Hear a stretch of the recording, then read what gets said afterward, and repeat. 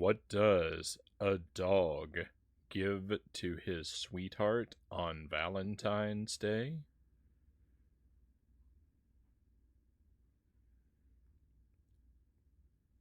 A bouquet of flowers.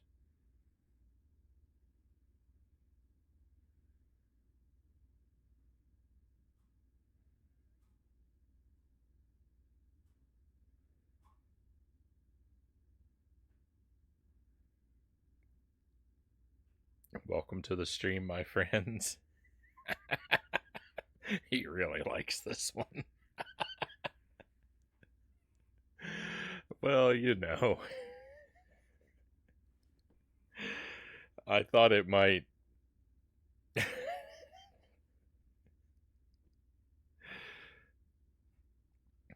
I thought it might be an experience to tell that one. Welcome to the stream. Happy, what day is it? Tuesday? Thank you for being here with me, my friends. I am very happy to be with you. I'm very sorry I missed you yesterday. I really hate to cancel a stream, but it just had to be it's just the way it had to be, unfortunately. Let me welcome everyone in. Sir Rack of Lamb is first in chat tonight. Welcome in, my good friend. Thank you for being here. That dancing dino emote, is that a regular Twitch emote? I think it is. I like that. Statcat, welcome in. Dead Zergling, always a pleasure to have you here. Doe, great to see you, my friend. And Lucent Jelly, thank you, of course, for being here with us. I was going to say barks of chocolate. Nice, Sir Hack of Lamb. Very well done. At least as good as mine. Cows, welcome in. Pleasure to have you here, Cows. Thank you for joining us. So, like I was saying, sorry I missed you yesterday. Jelly and I applied to adopt a puppy over the weekend, and we thought we'd hear back in a few days, and then, we heard back in considerably less than a few days, and we're like, oh, well, our house is not at all ready, so this is, we need to hurry.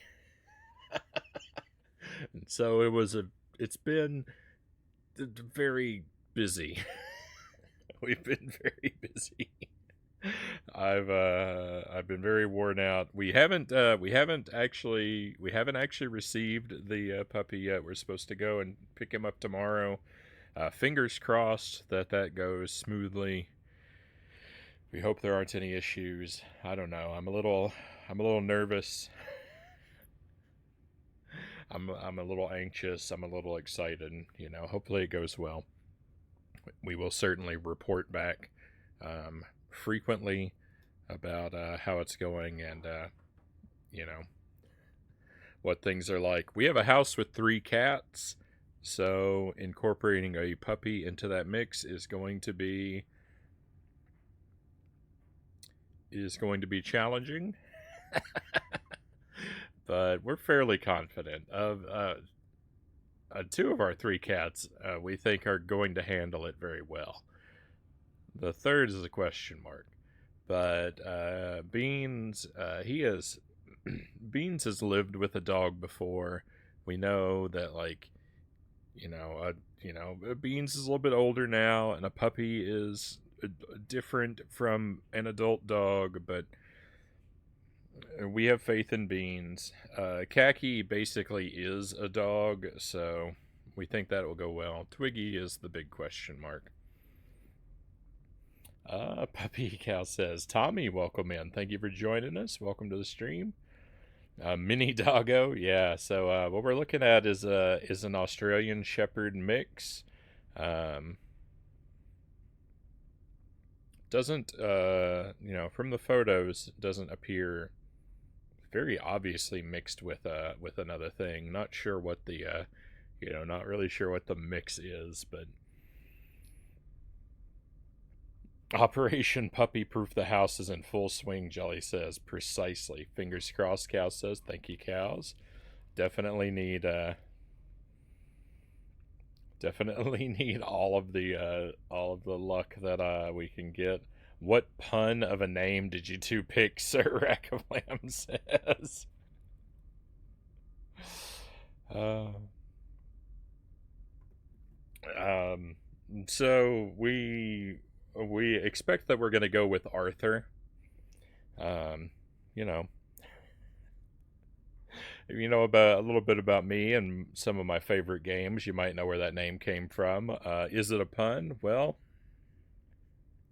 Arthur, Arfer, I'll let you decide.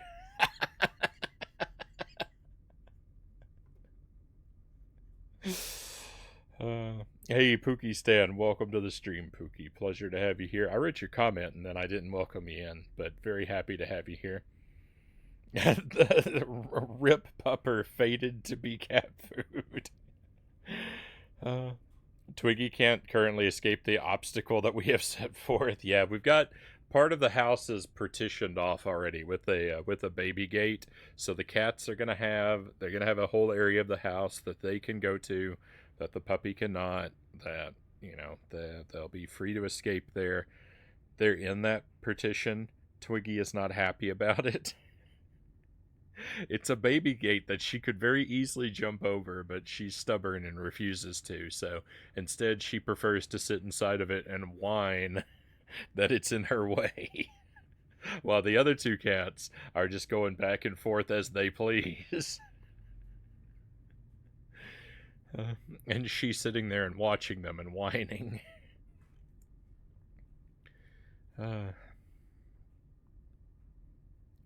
Oh no, that's horrible. I love it, Cal says.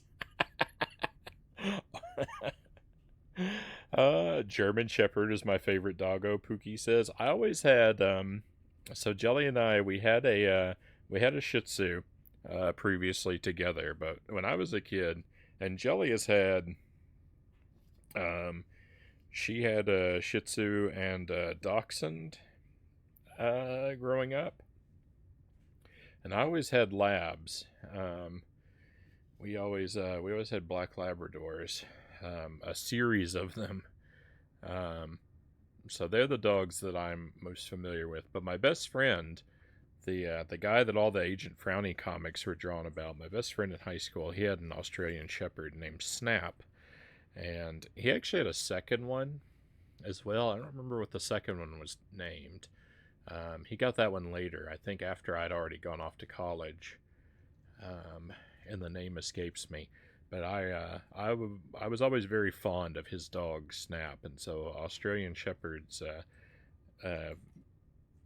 made a good. The one iteration of them that I really interacted with made a really good impression on me. So, land seals. Watch out for cat food, O says. Good gravy, Sir Rack of Lamb says to the name pun, and a line of tombstones. Yeah, that's where the Agent Frownie comics. That's where the name Agent Frownie comes from, Sir Rack of Lamb. Maybe I haven't shared the story with you. But people ask, where did the name Agent Frownie come from? And it was inspired by my best friend when I was in high school. I used to draw. My best friend, he was a guy, he always had like bad luck in like very mild and amusing ways. He was always wandering into little snafus. I always say that if he dropped his toast, it would always land the butter side down. But one day I started drawing these little comic strips in our I think it was in our pre-calculus class. I started drawing these little comic strips and passing them to him that were basically to it started as sort of explaining the origin of like some of his little misadventures. Like the reason he had bad luck was because an unseen force was at work, a disembodied frowny face with arms that would float around and manipulate events so that it would cause my friend to have bad luck unseen. Um, that's what the comics. That was the idea of what the comics started as, and he would draw them too and pass them back to me. But it very quickly became like a more like a Tom and Jerry or an Itchy and Scratchy type situation, where Agent Frownie was just luring my friend basically into a death trap where he'd be set on fire or electrocuted or something. As is the nature of exaggeration. But you know, over the course of our friendship, you know, because of my tendency to make terrible puns that would annoy my friend and make him sigh and roll his eyes, you know, the idea very quickly became that that Agent Frownie was an alter ego of mine.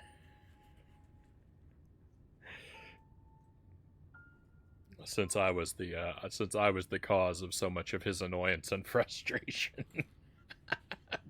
It became something of a nickname for me, and so that's why I picked it for the stream. Was when I decided I wanted to start a stream, I was thinking, well, what is a name that I can get that I can, you know, I can get on a couple different platforms where I know I'm gonna want to upload stuff. And from the depths of my mind, Agent Frownie reemerged.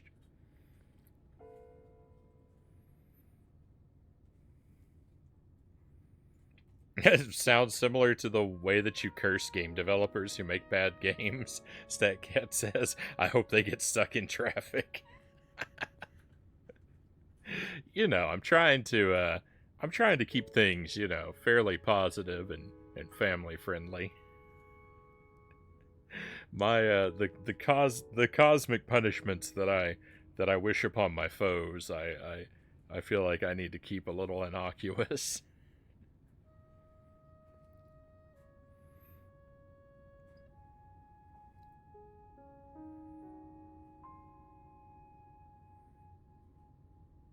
I'm gonna flee, Pookie says. I wish to get this at some point and play it blind myself. Adios for now. Hey, thank you for dropping by, Pookie. And yes, by all means, I don't want to spoil anybody. I will say that, you know, so far as my playthrough is concerned, so far I am avoiding the main story.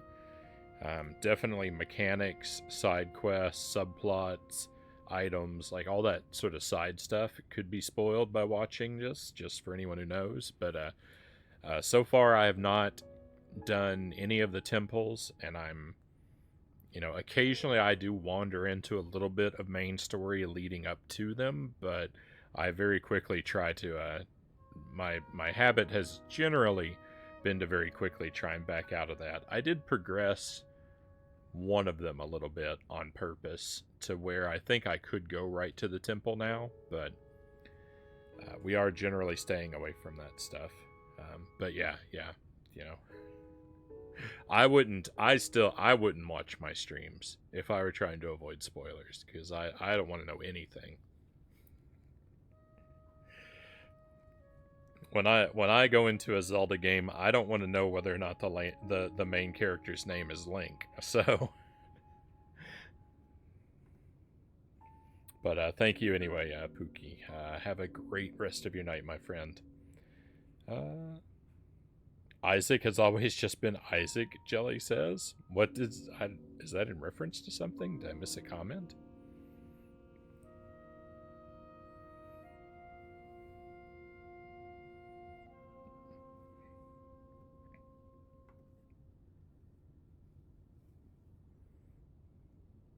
There's nothing family friendly about traffic, Cow says. You know what, Cows? I'm actually kind of inclined to believe, inclined to agree.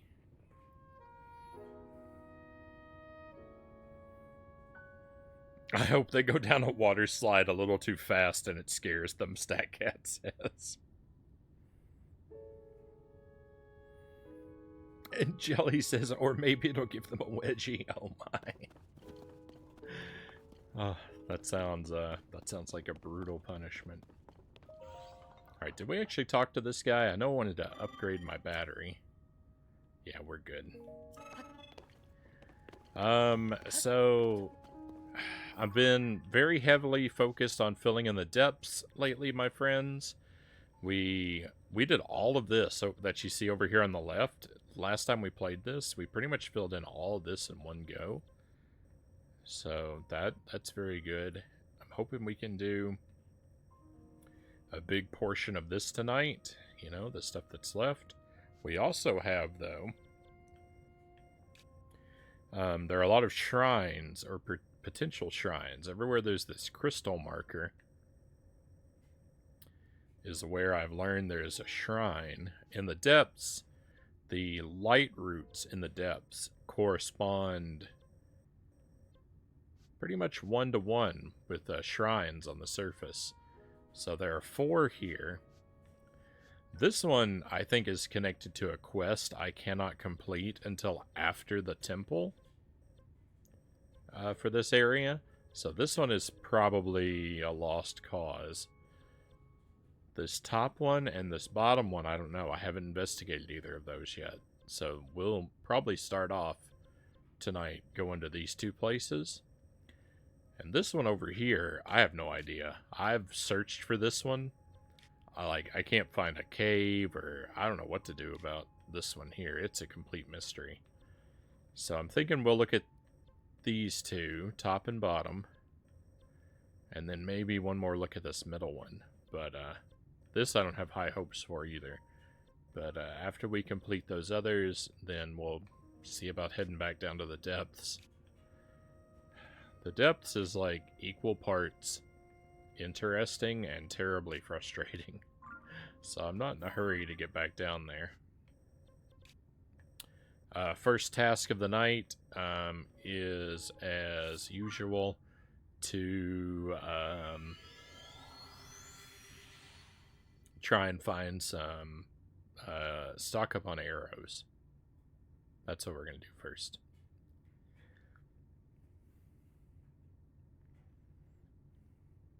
Sarakablam says, I'm headed out as well. Have an AM shift this week. Thank you for the origin story. Have a great night. Jelly, Frownie, and everyone else in chat. Thank you, Sarakablam. I appreciate you stopping in. I hope those morning shifts go really smoothly for you, my friend. Get all the rest you need and have a wonderful tomorrow. I'm going to miss you, my friend, but I certainly want you to do what is best for you and to be well.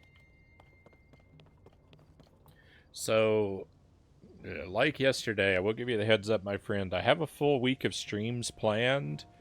I'm going to need to ask people to be flexible, though. I may end up having to cancel some of these streams. I'm going to try my very best not to, but depending on how,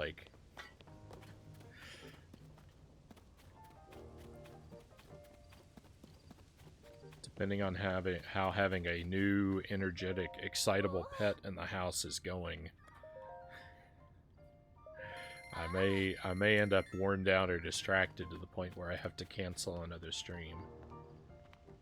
The goal is to not, but if I think about things realistically, it's not entirely unlikely. But I'll let you know in the Discord. I'll do my best to let you know as early as I can when I'm going to end up having to cancel.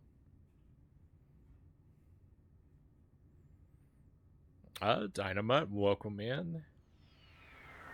We are playing Tears of the Kingdom tonight, my friend. I hope you are well. Always a pleasure to have you with us.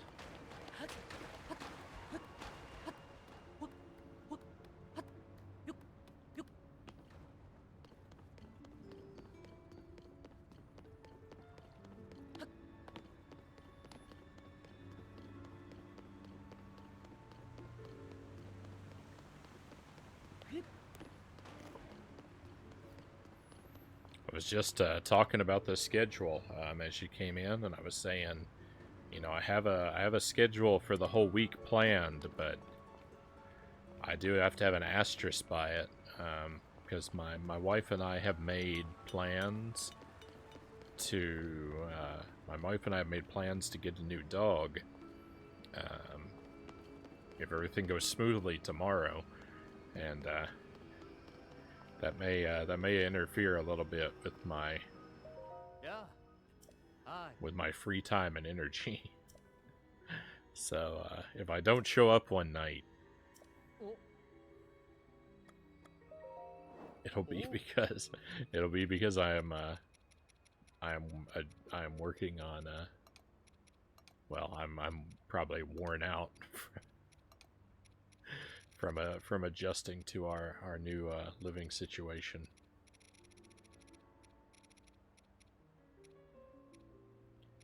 All right, let's sell some things here because I really want arrows.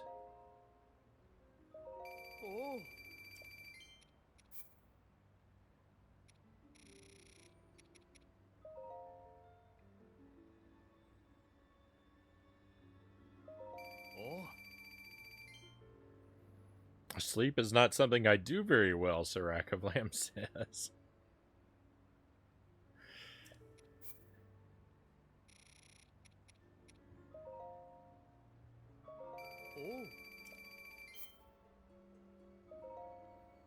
A 1.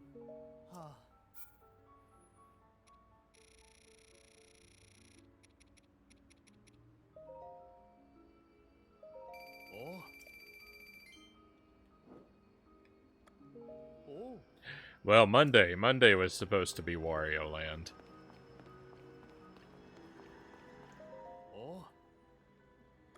I don't tend to slide the schedule forward when I miss something. Sometimes we shuffle it, but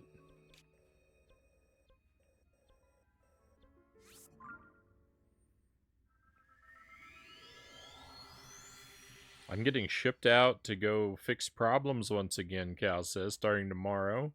So I won't be too heartbroken if the new puppy makes for some missed streams. Oh. Well, I am certainly going to miss you, Cows. I hope that you travel safely.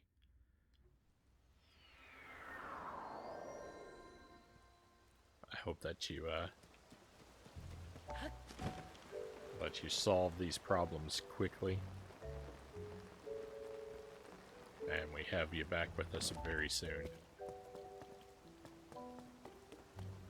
Hey, Conga, welcome in. A quick no-spoiler hello. Thank you, Conga. Always appreciate the pop-in.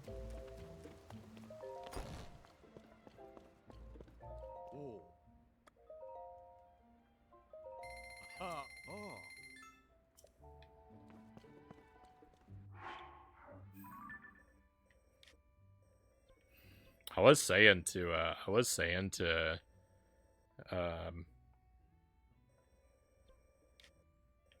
I was saying to Jelly last night. I was fretting. I said I hate to cancel the stream so much. And I said I really hate to cancel it on a night where I'm actually looking forward to the games. Like if I want an unexpected cancellation, like if an unexpected cancellation has to happen, like why can't it happen on an Echo night? Why does it have to happen on a Wario night? Never have to cancel an Echo night, do you? That's what I was saying. That's what I was saying to Jelly. I was like, why? Why couldn't it be Wednesday, I think, is Echo this time around?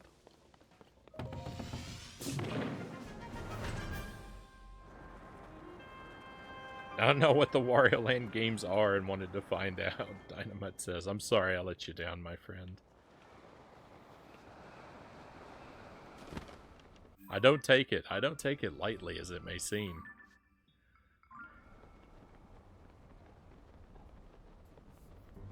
And the Wario Land games are fun. I like them quite a bit. I don't know.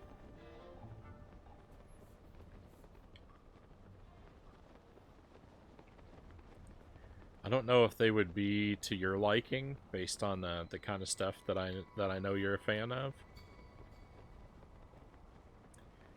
They're a lot more laid back and explorative, and a lot less sort of like arcade style challenging.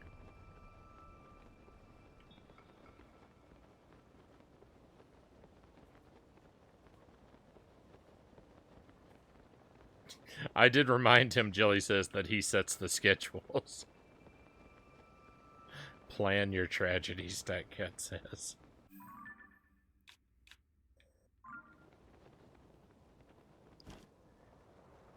Okay, so it looks like we should be basically right above the shrine. Oh no, I'm pretty far from it, actually.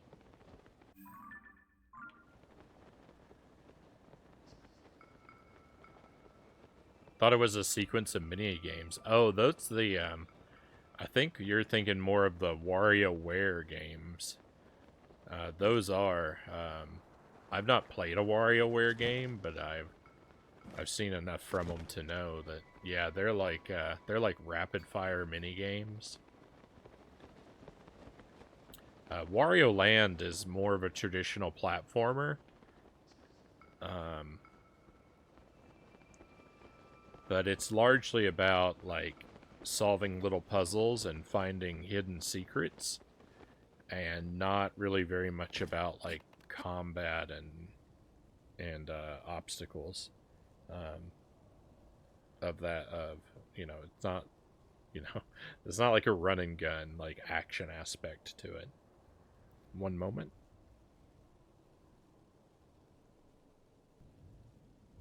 Thank you, Jelly. I now have coffee and a little bit of cheese. Very nice.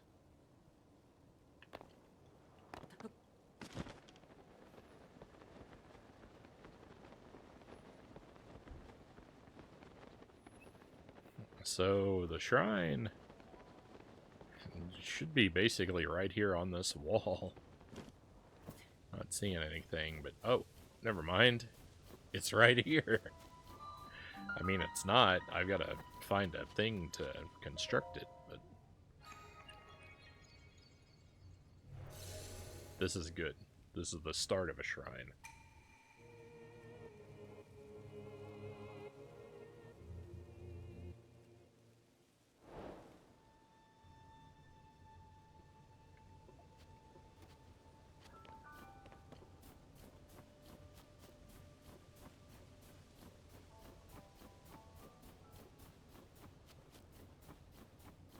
Oh no, is it connected to a talus? Yeah, that's an ice talus.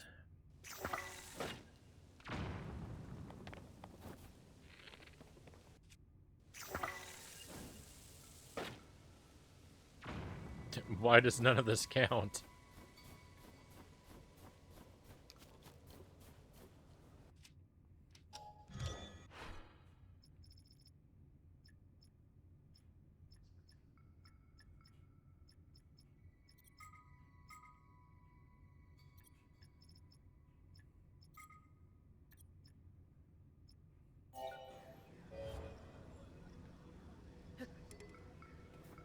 I don't have enough zonite. Oh no.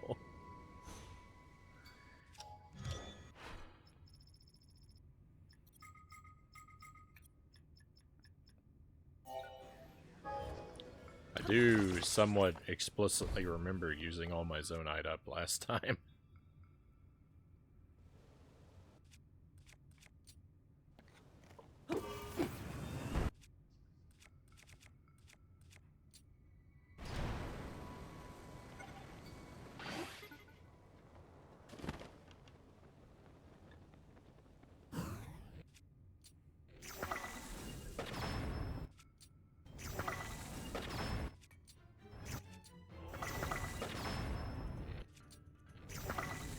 We're gonna cheese this guy from the sky.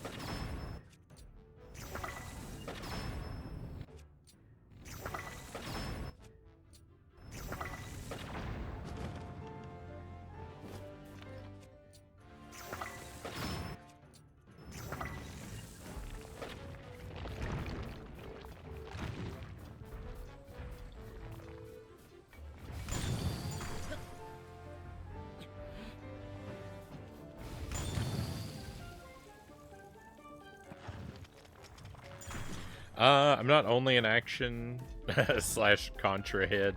I don't mind exploring in secrets, but I probably come off as otherwise, Dynamite says. Well, yeah, based on, that would be my impression. Um, you know, sorry to put you in a box a little bit there, but, you know, with the contra and the gradius, like,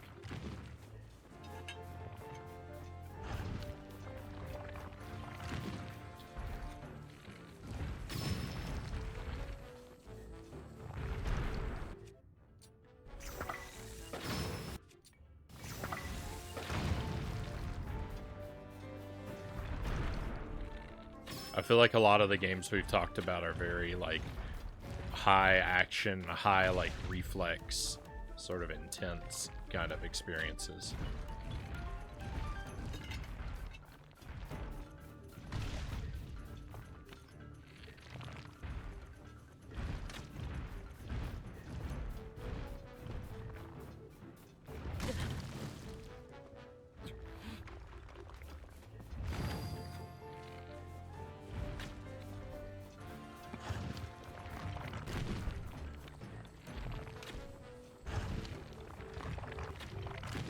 Goodness. There we go. I did so much of the, like, primary work of taking this guy out, like, in the first few minutes, and then struggled for the rest.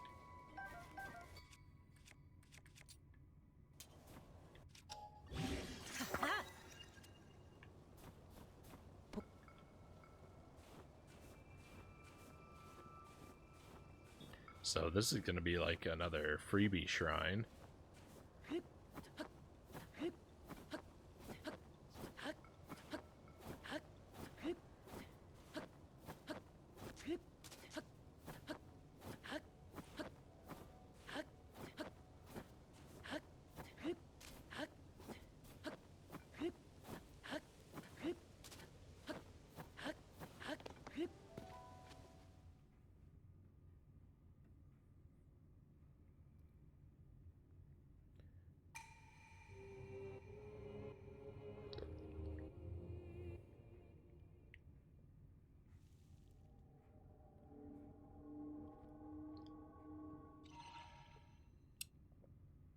Coffee is almost perfect, but it's a little too hot.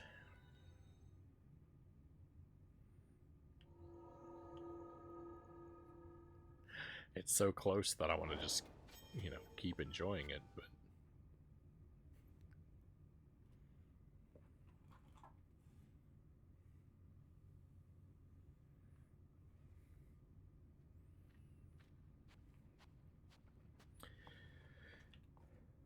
freebie shrine indeed.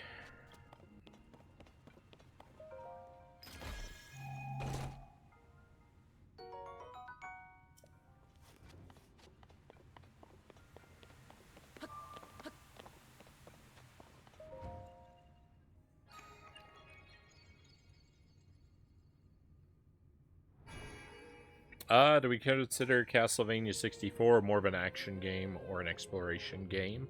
I'm leaning toward action, I guess. Yeah, I mean, it's got a fair bit of exploration in it, but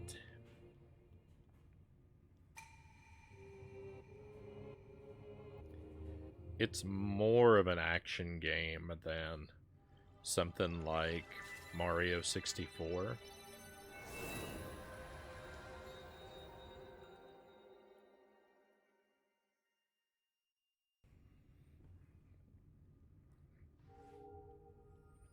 You definitely have to wander a bit and do a little bit of, like, puzzle solving, but the game as a whole, like, it is level based, and it does have, like,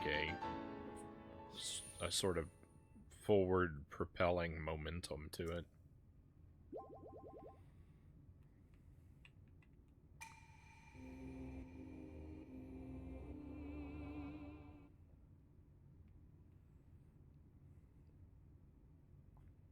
There is a little bit of back and forth, though. A little bit of, like, you know, find the key, find the switch kind of thing.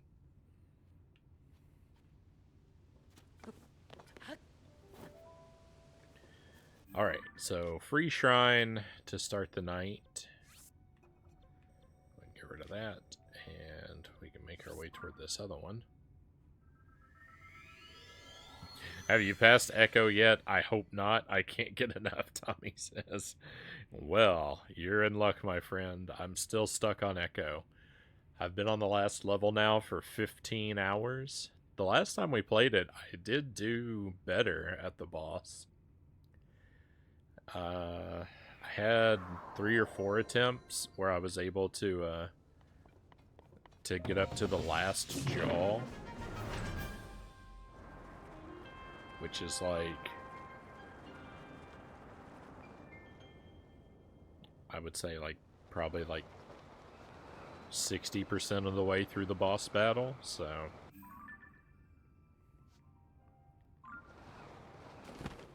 things were occasionally slightly promising. If I don't have to cancel tomorrow night's stream, the plan is to play Echo tomorrow in the second part of the stream. So fingers crossed.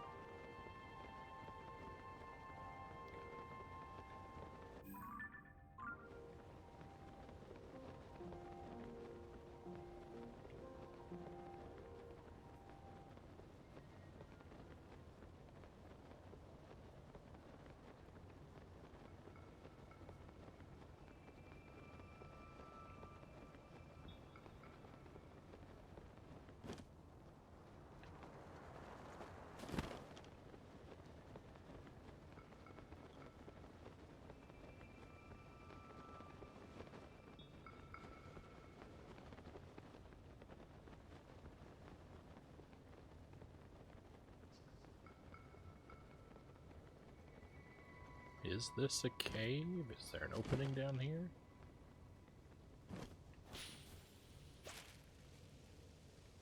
There's a Korok.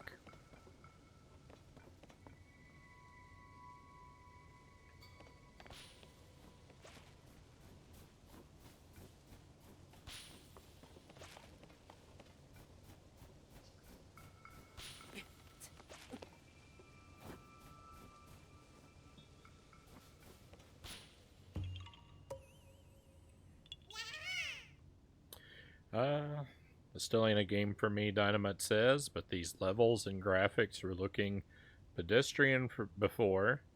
These ones look really good now.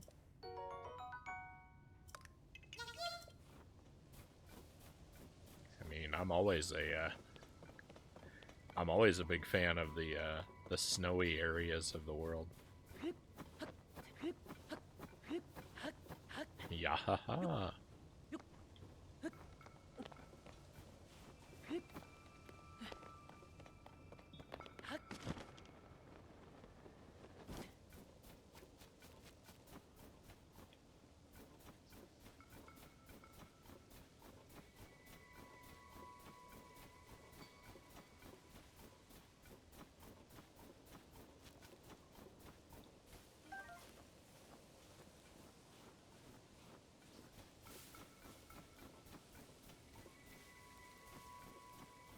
I saw this watchtower thing, and I don't know. I thought it was some kind of enemy.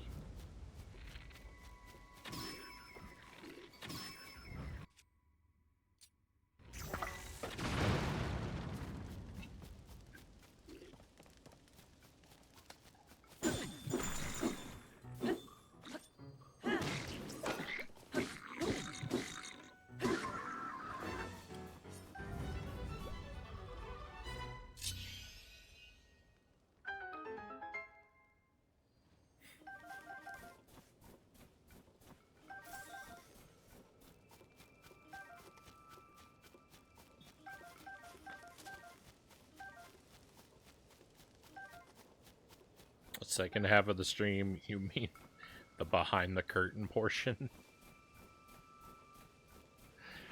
Well, I don't know about all that.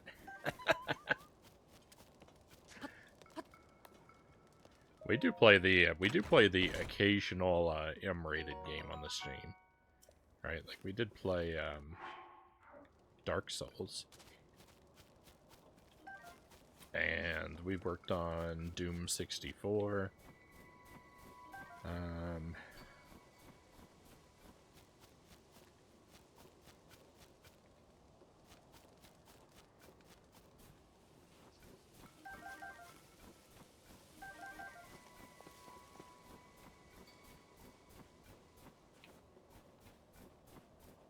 I don't know. Oh, we've done a couple Silent Hill games, too.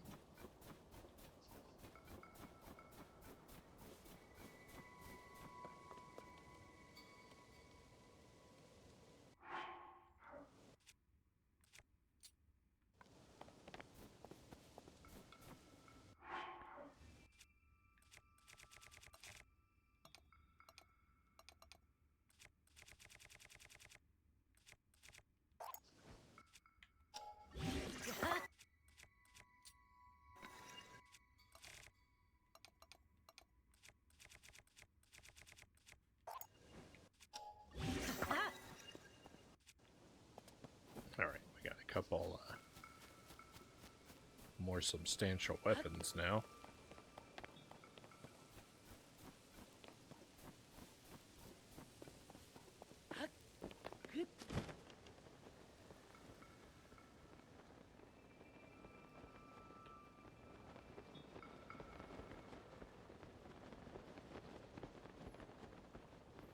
If there's any game though that makes me regret my commitment to more family-friendly language on the stream,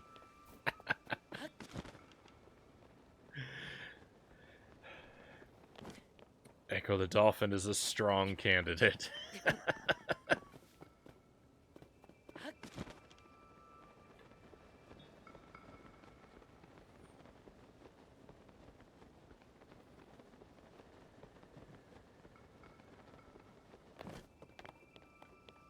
Hey, Uncle Muscles, welcome in. Welcome to Tears of the Kingdom, and I hope you are well tonight.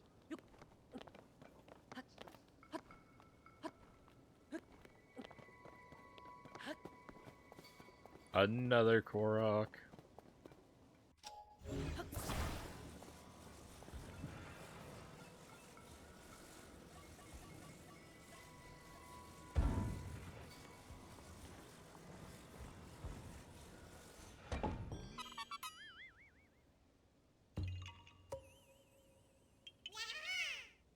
Frownie, are you streaming from the couch? I mean, I sure am.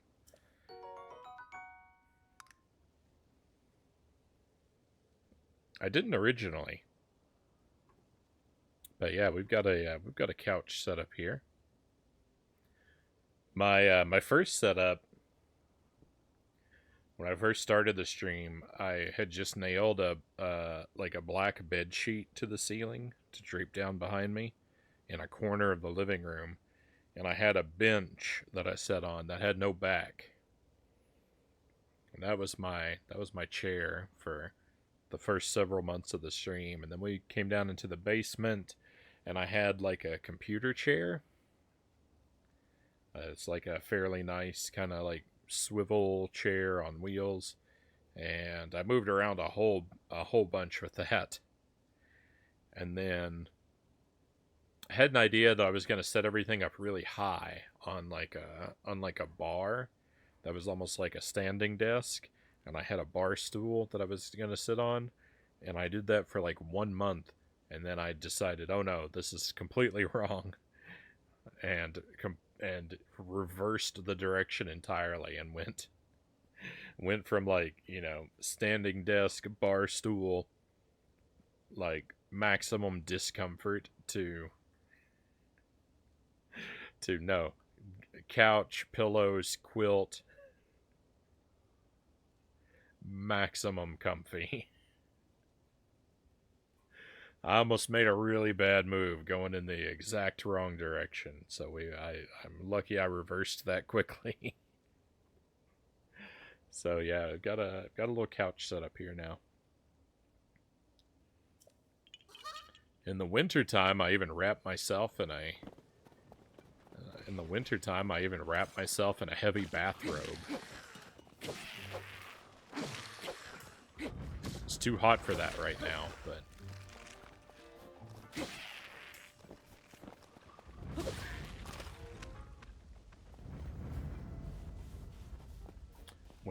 when things cool down, I'm looking forward to it.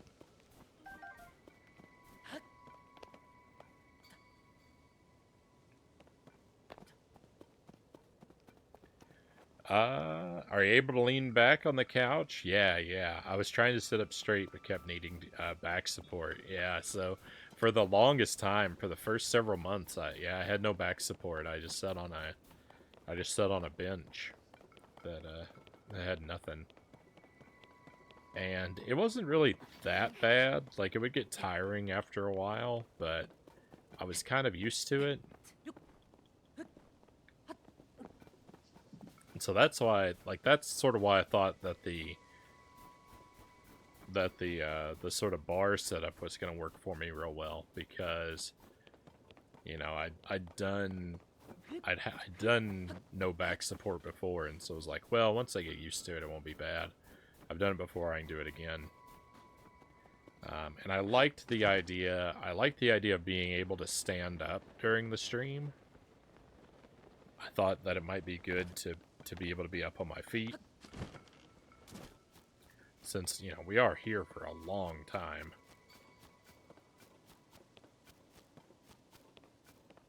So being able to stand up and move and shift around is not the worst idea, but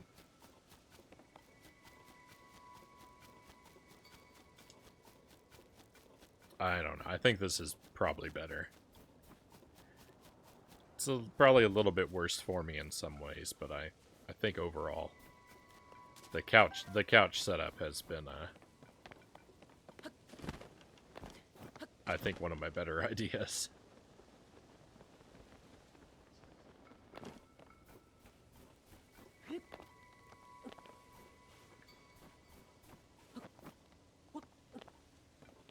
So far as sitting up straight and having back support, I kind of like, I don't lean back on the couch so much.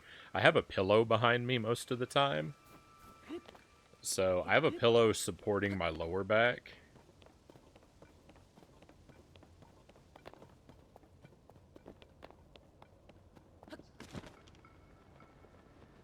I do naturally kind of slump and slouch a bit.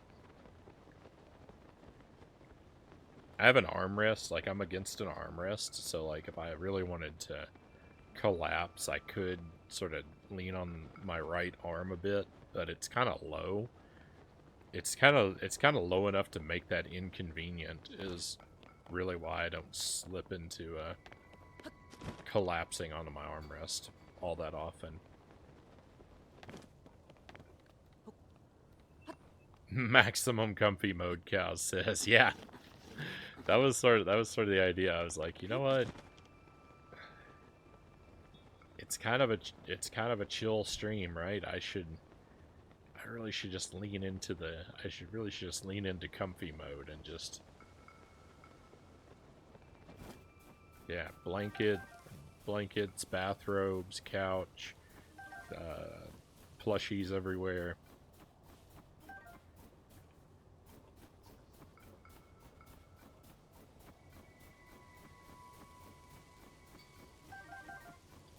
Oh, yep, yeah, I've got a little pillow behind me most of the time.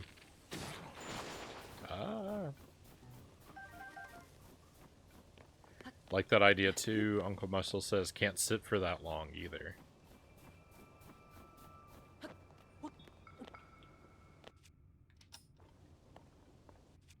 Yeah, I thought it would be a really good idea to be on my feet and to be able to shift and stand, and there are probably a lot of benefits that I'm missing out on currently, but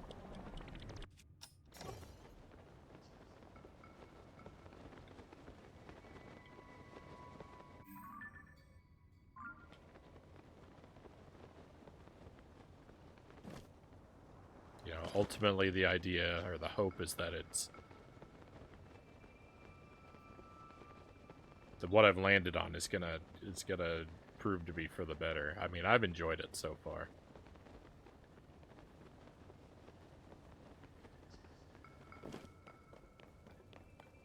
Try that, have a nice couch. Don't want to get a gaming chair. Yeah, I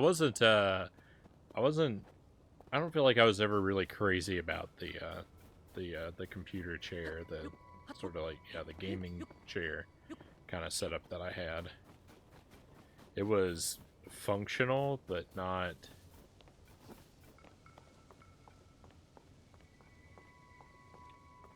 It was never really like my ideal, that setup.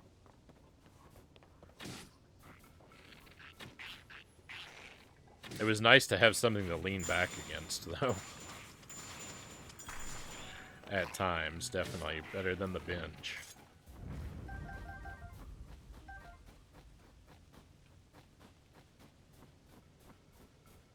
A Mile High Roll, welcome in. Happy Tuesday to you, my friend.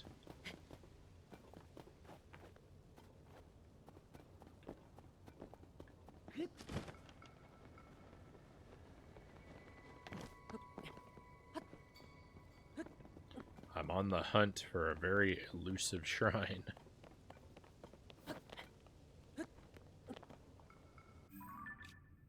I don't know quite what to do about it.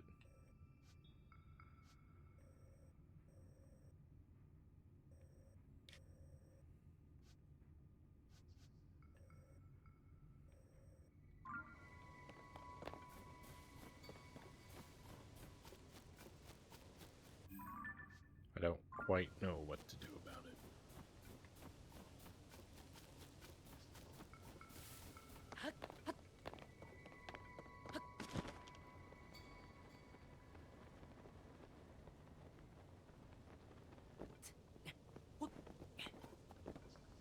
Have you finished a dungeon yet? I have not even started a dungeon.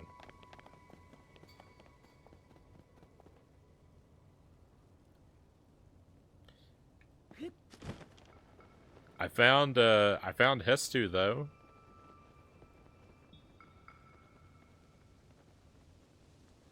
I do believe I mentioned that before. So sometimes miracles do happen.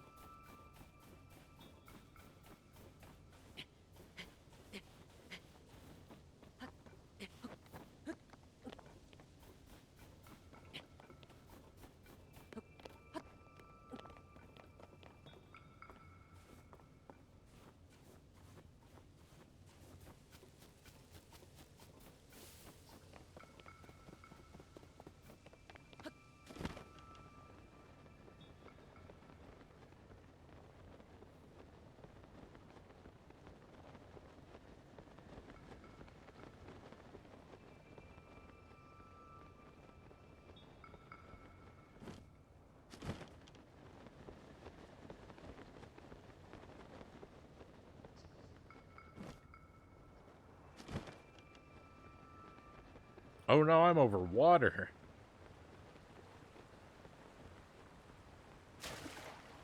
The situation was not what I thought.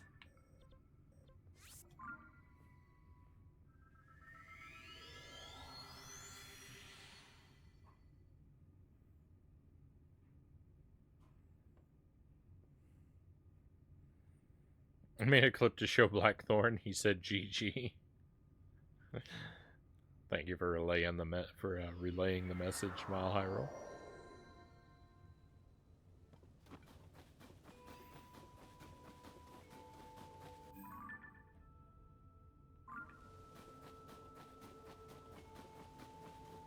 It was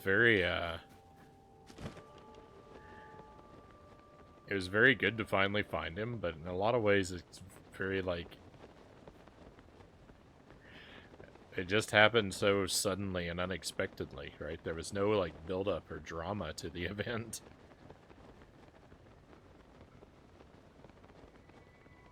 I was just basically casually wandering along, and oh, there he finally is.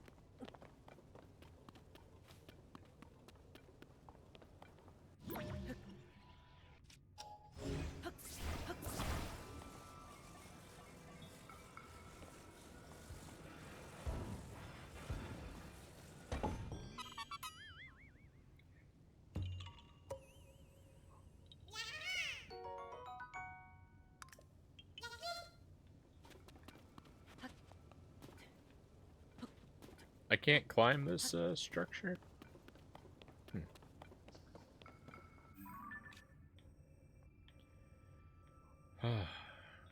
Where? What do I do?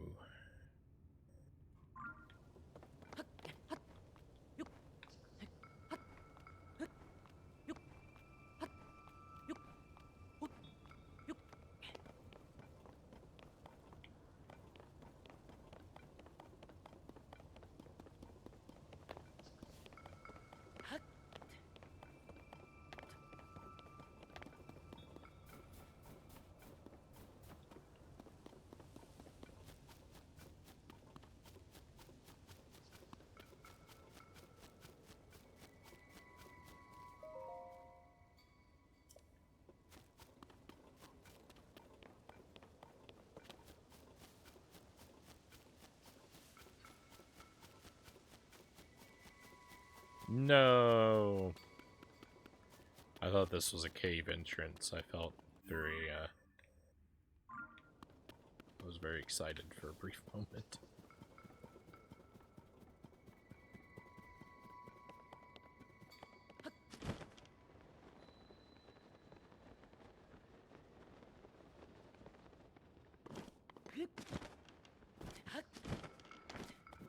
Korok? Yahaha! Remember the horse game where you had to brush the horse? That was wild. Oh my goodness. So many horse games.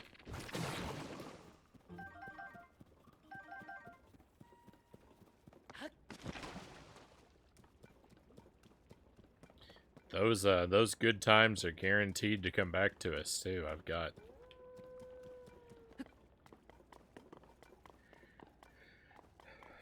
got at least one more horse game waiting in the wings.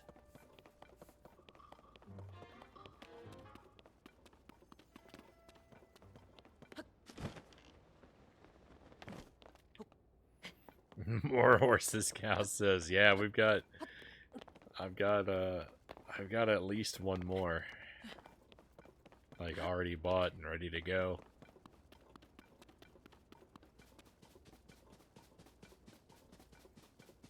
The horse streams are what made you follow. Hey, fair enough. I'm glad you did.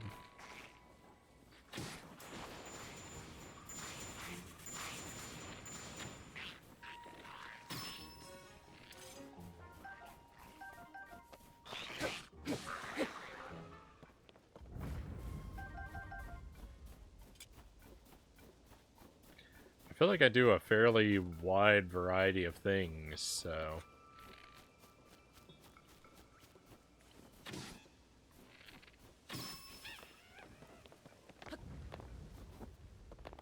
I'm kind of aware at times that, like, I definitely run a risk of, you know, disappointing certain people who might follow because of a particular kind of thing they catch me doing.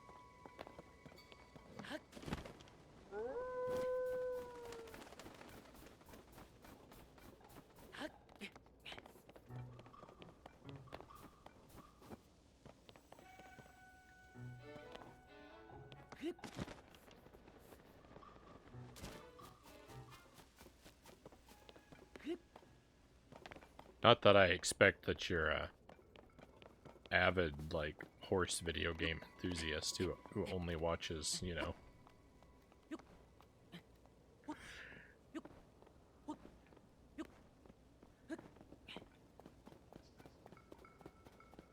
who only watches janky horse streams.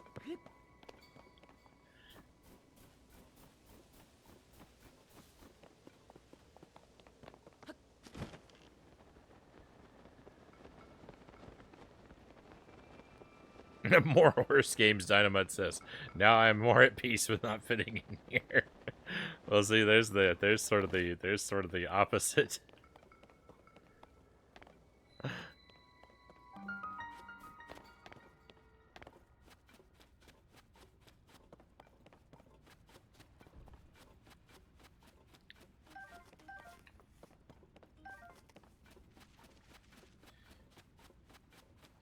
a lot of people enjoy when I play bizarre, broken games. But then there's also a whole set of people that would that prefer when I stick to things of actual quality.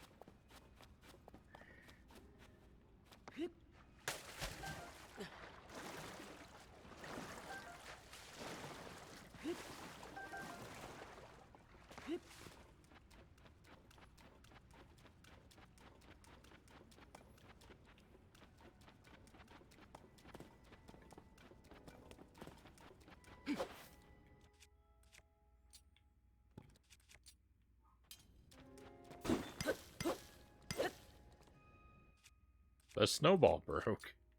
If you attach a snowball to a weapon, it'll break off.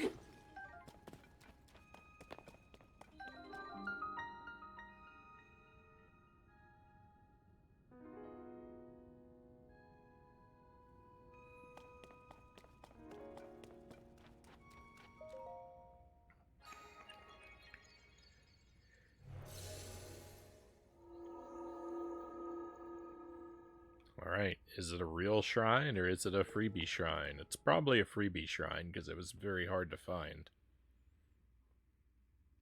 Hey, Christian Cool, welcome in. Thank you for the lurk, and I certainly wish you luck with whatever project you're working on tonight. It is a real shrine. Lever power. I have not done a real shrine in so long. Like, I think we might be at, like, double-digit numbers for freebie shrines in a row at this point. Like, I don't even remember what it's like to try and play a real shrine. Also, is this a broken? It is.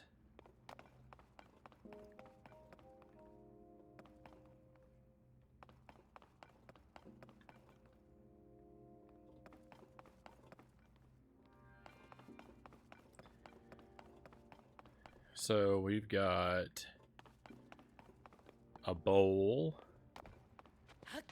a sphere, and a box.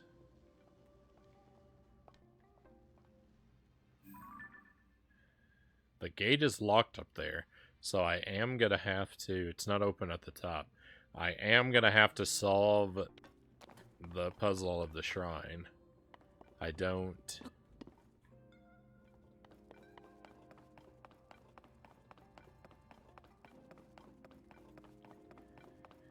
see a lot of opportunity to just be silly. There's some, and I'm definitely going to take advantage of some of it.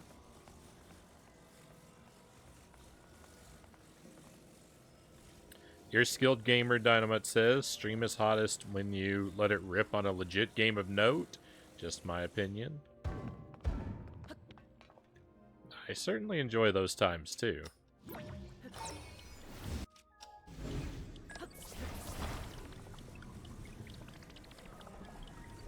I definitely appreciate to be considered skilled.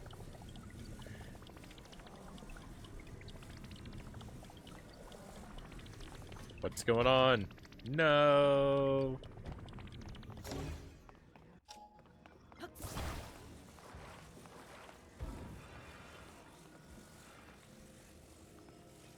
I didn't let this hover for long enough. I feel like this is the first real one in such a long time, Cal says. Agreed. I've forgotten. Like I said, I've forgotten what it's like to do a real shrine.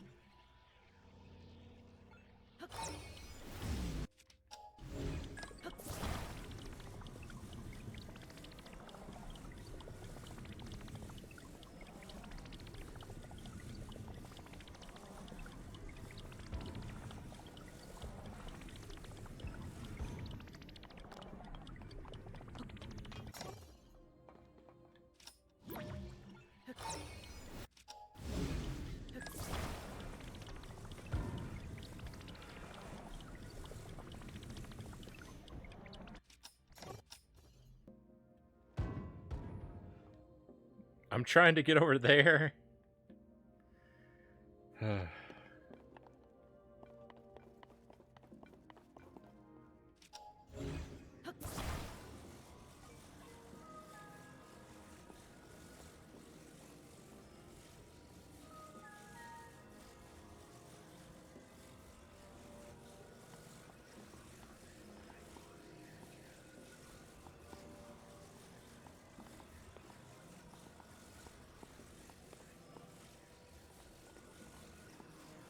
I mean, maybe.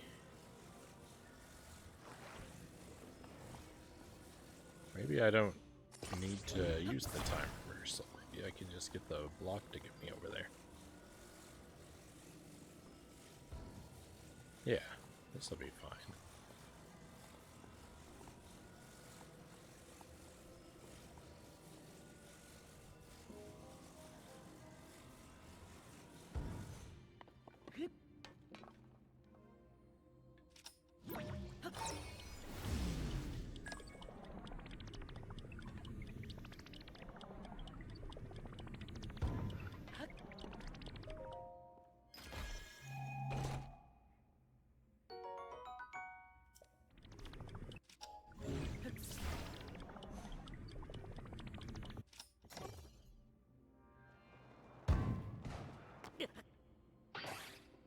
Ouch. I didn't even know this little platform existed.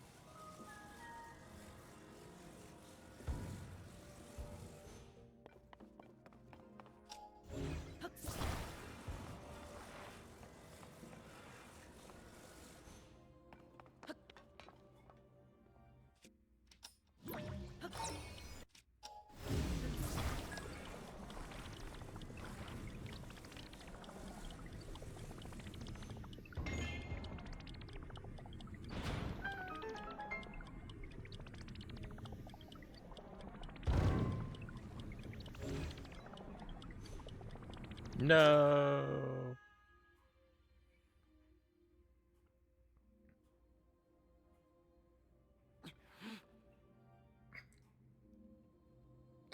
Dynamite says, I think you've got that Mike Matei gene in you. You can't resist the whack games at time. I get it, I guess.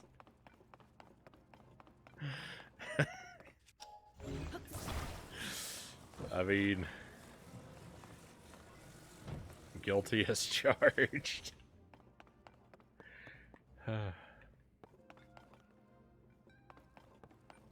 Hey, Baron, welcome in. Baron Metz, pleasure to have you here. Or Metz, rather. Welcome in.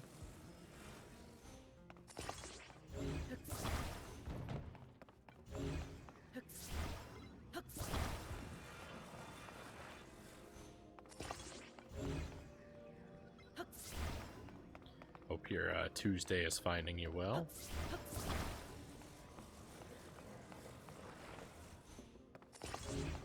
This I can't lift up, right? Yeah, that's stuck there. I thought it was.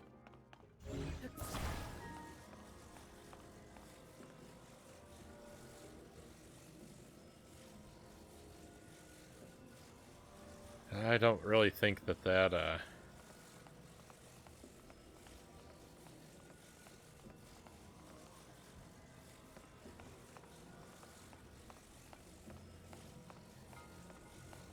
don't really think that brick is heavy enough to get it to stay in place.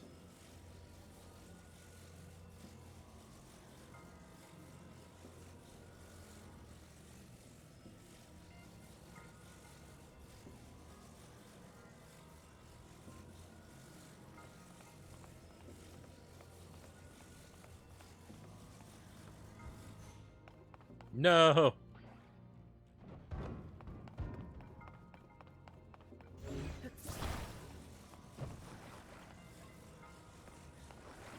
Life is bad sometimes.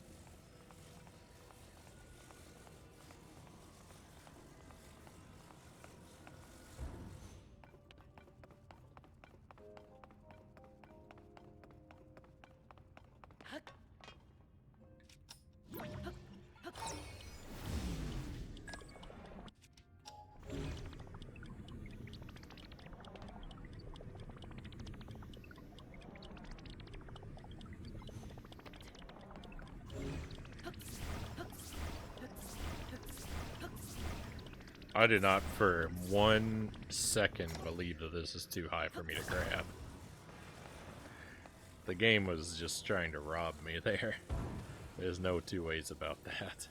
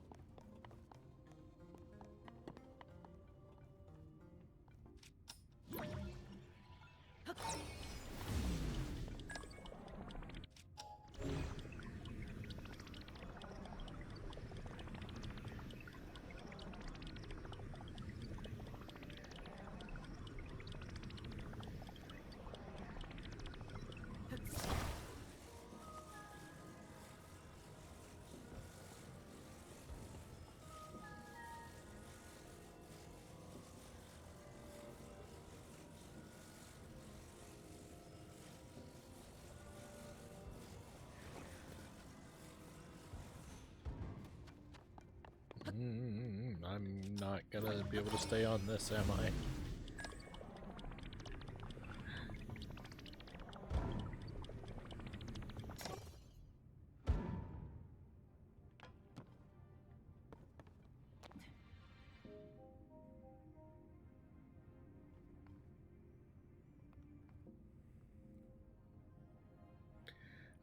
I said I'm the kid who can no death any old school Konami game if I like it. I took a test run in Rocket Knight, and I don't see how in tarnation it happened.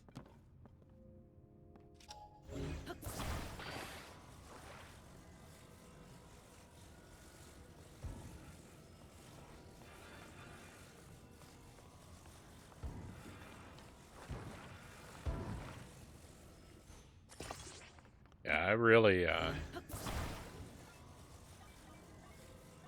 Rocket Knight is a tough game.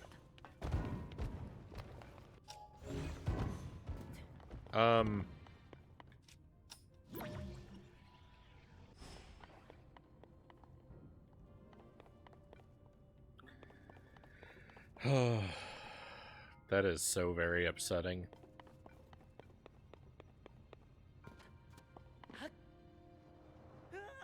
I'm super mad.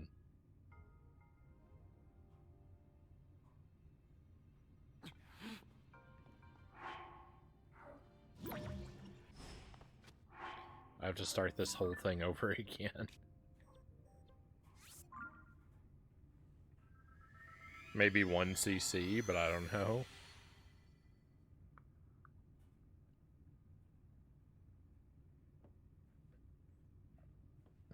Yeah, Rocket Knight is, especially like hard mode in Rocket Knight, you have to...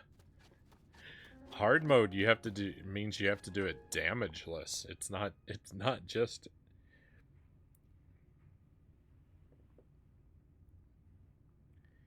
I don't know what was going through Konami's mind when they... when they were putting Rocket Knight together. Because, yeah, they decided to make that unreasonably difficult.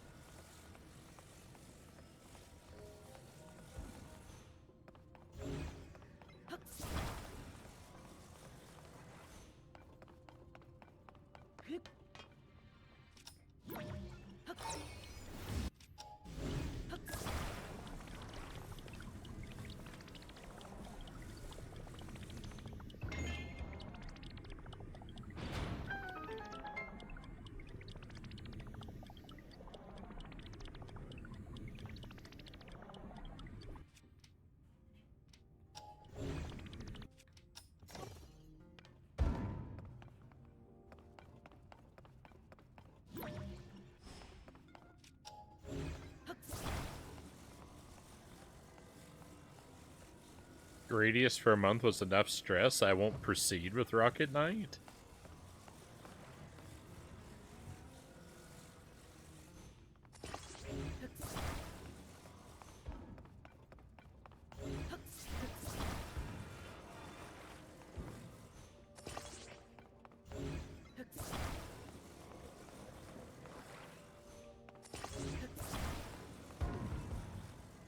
I mean, I can't really say I blame you, right?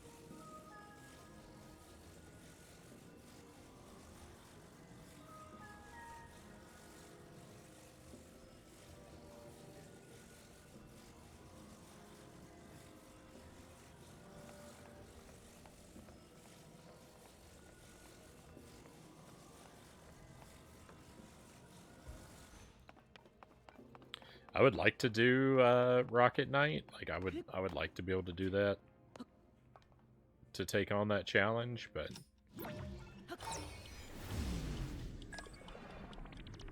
it just seems unreasonable. If it weren't one-hit kills, if it weren't a no damage,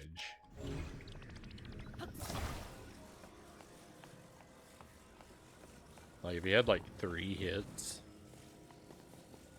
I think I would feel like Rocket Knight was doable, but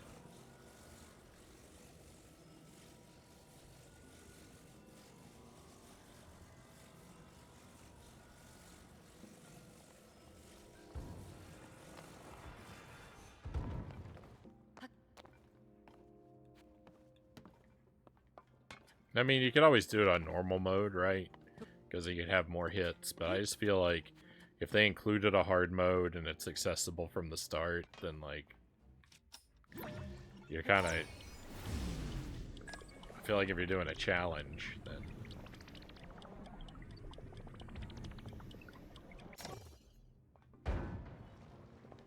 like that's the level I want to be able to do it at, right? But it's too hard. It's just too hard. It's unreasonable.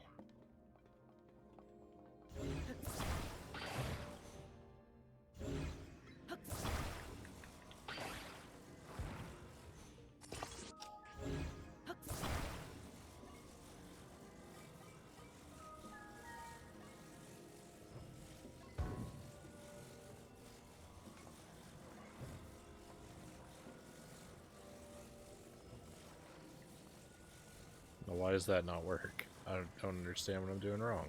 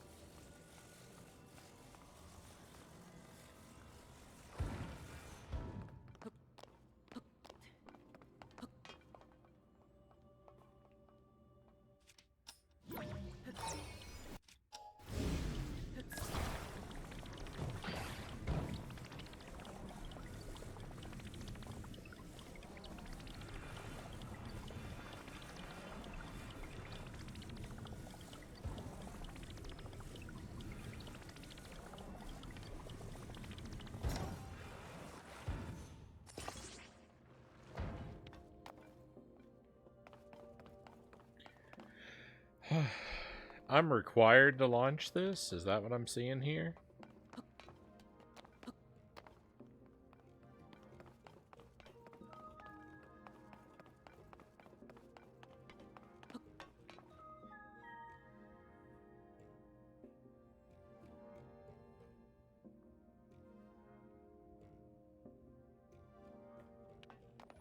Well, that's just disgusting.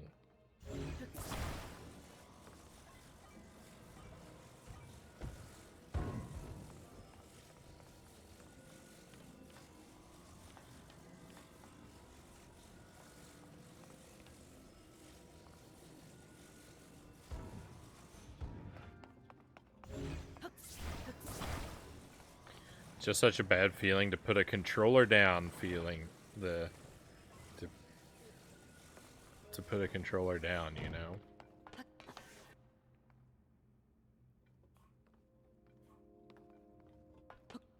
What's up with Link versus the electric stovetops? Well, I thought...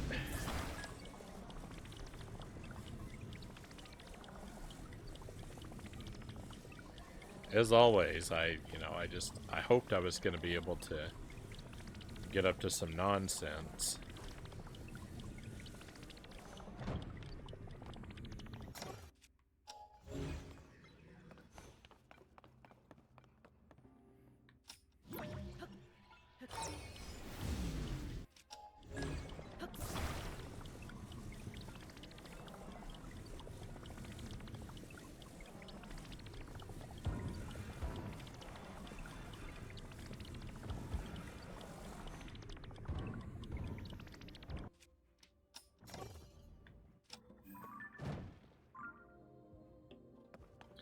Life is bad. Alright, even if I can get up there, I can't open the thing. So, really, this is all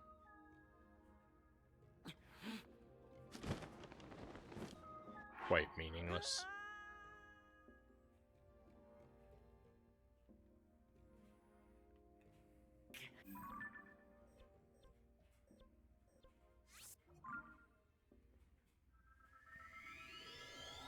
I'm glad I'm not the only one who thinks those look like stovetops. Stovetop Scout says.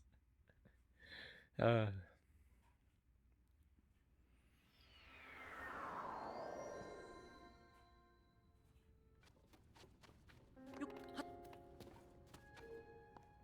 think that I have to admit that Miyamoto has defeated me once again.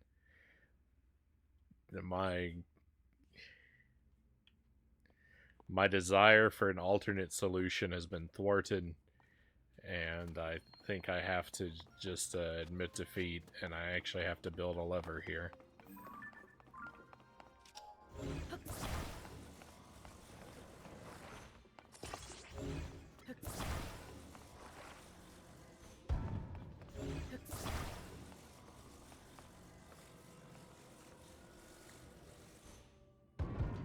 Right, that's what they want you to do.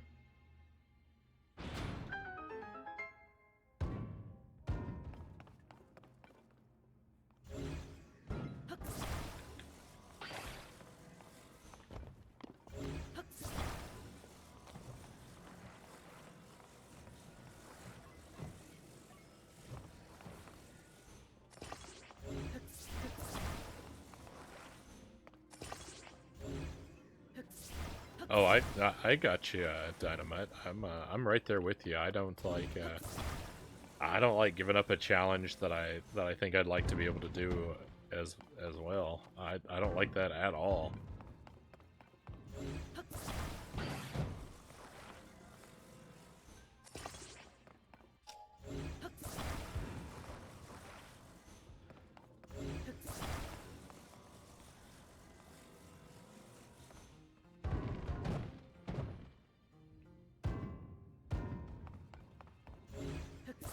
Like, for a while, I was talking about trying to do Castlevania low percent, but I just don't know. Like, that's one where I just don't know if that's within, if that's ever going to be within my abilities, right? I don't want this thing to connect in like the one place it insists upon connecting. Why is it like this?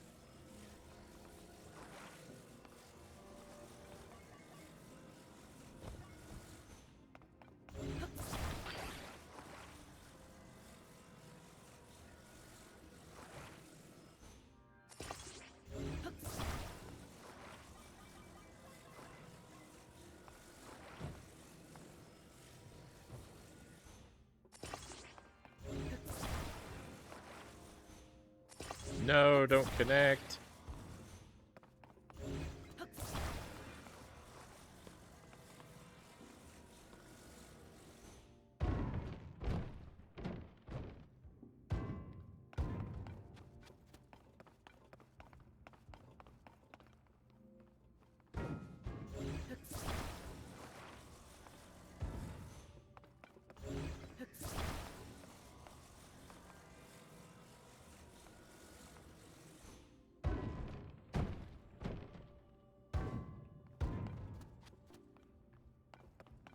I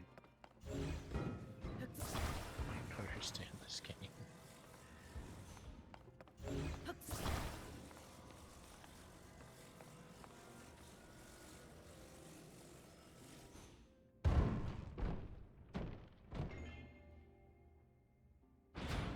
Victory.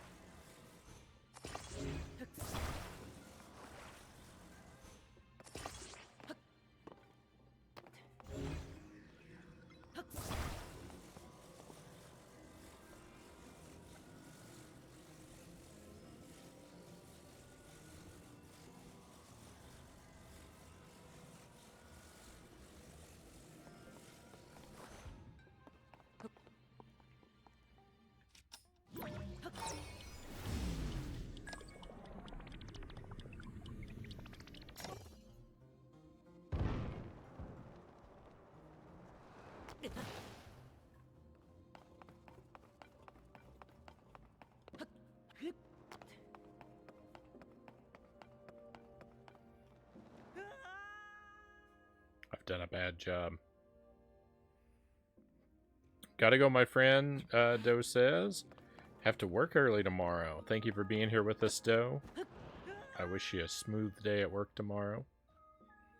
Always appreciate you spending a little bit of time with us.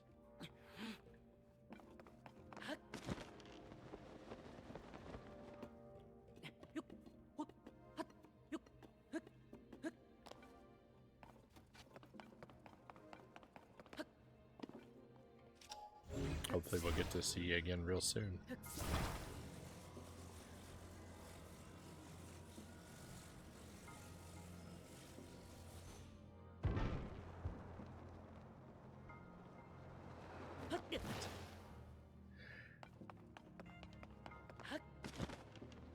I don't know why I didn't deploy my paraglider. But look at me, I'm doing the intended mechanics. I'm using my paraglider. I'm doing these shrines all wrong.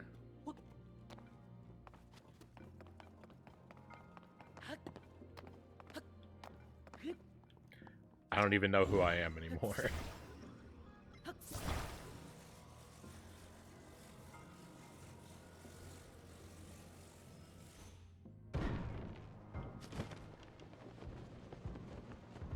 I didn't get any height.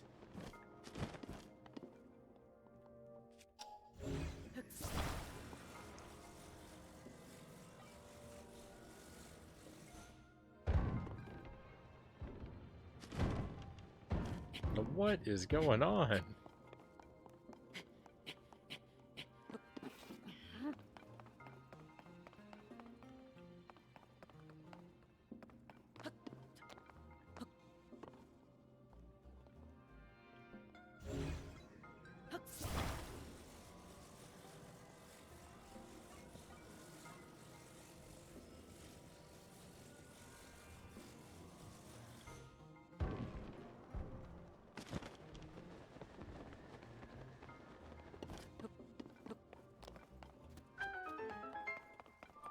Well, we're out of here. That was an ugly shrine. Very ugly.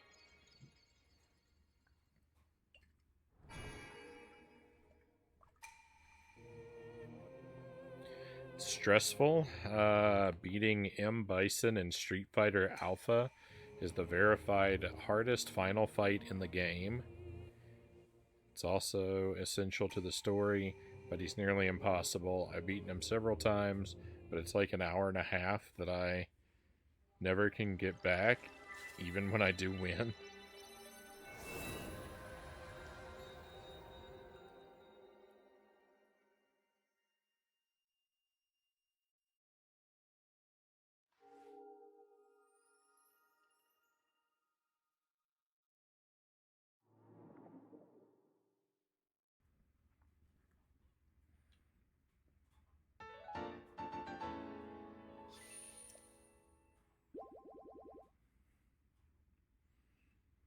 I mean, so would that fall under the umbrella of challenges that challenges that you're not enjoying?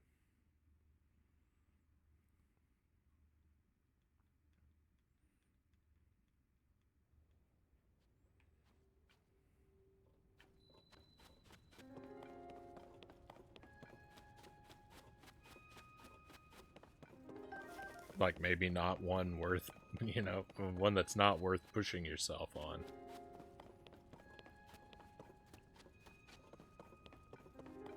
Hey, Spaceys. Good to see you, my friend. Thank you very much for the resub. Very grateful for your 6 months of support, my friend. Hope you're doing well.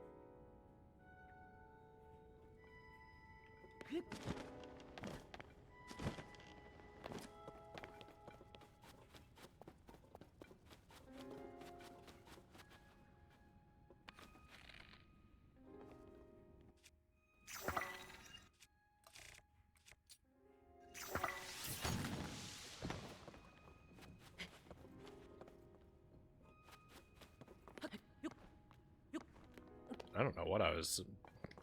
I mean, I looked at this ice formation and I thought, oh, the bubble frog is frozen to the ceiling.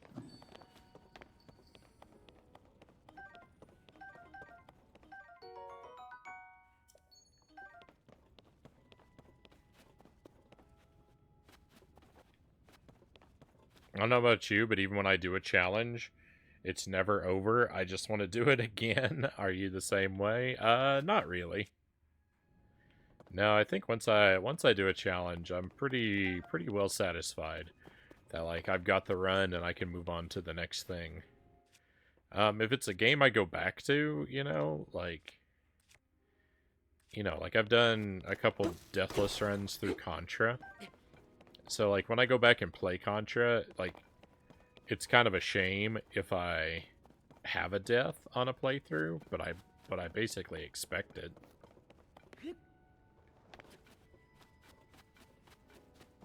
There's part of me that would like to do as well as I did before, but I don't ever feel the need to, like, re-grind a previous challenge or anything like that. When you put something down, you get rusty. That's just the nature of things, right?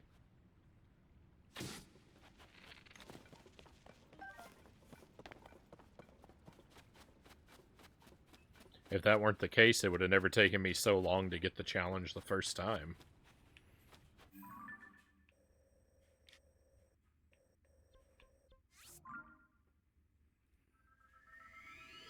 I gotta say thank you for the raid the other night.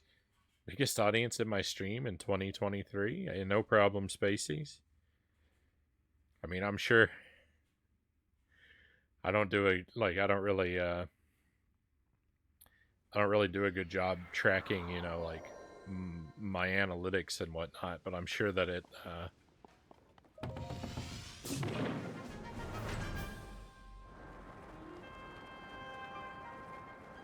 was just a night that I was lucky enough to get a few sizable raids from some other streamer friends.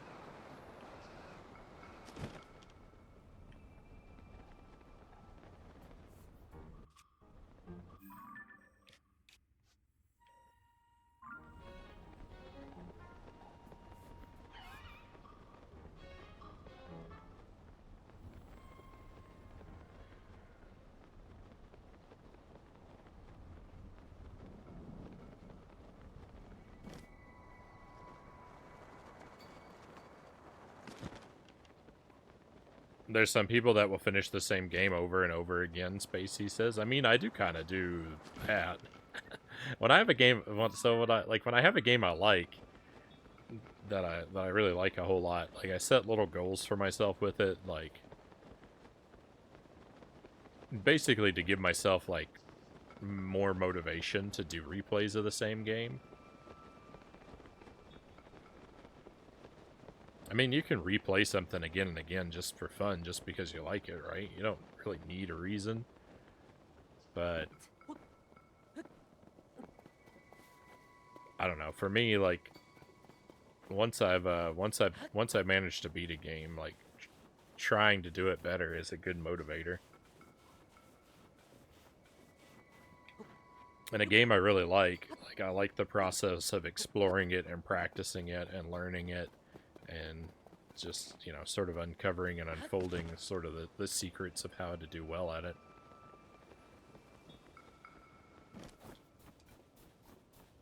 But you know, once I achieve like each of those like targets that I'm aiming for, I don't really ever feel the need to like to duplicate the challenge again and again.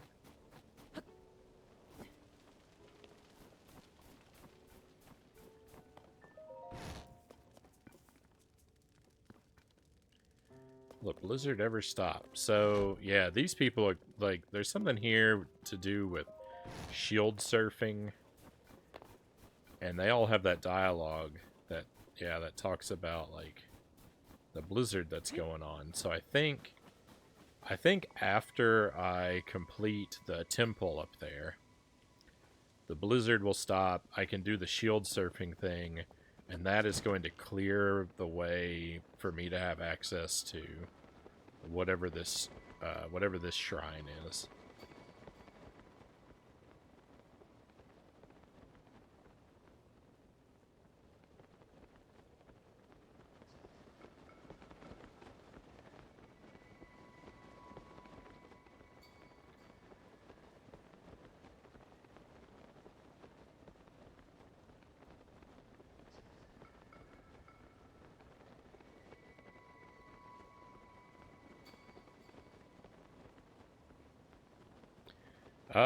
Here's some stats for you and your channel, Spacey says. Highest average viewed streamed game, Super Mario World, plus Bowser's Fury, 62 viewers average. Highest maximum viewers on a game, Dark Souls, 360 viewers.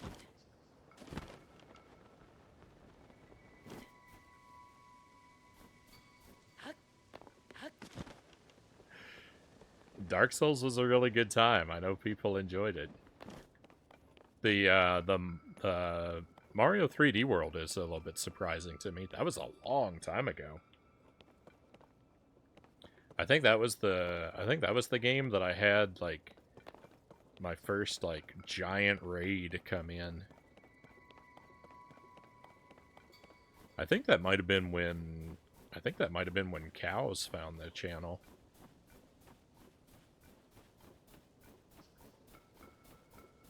During the Bowser's Fury raid, yeah.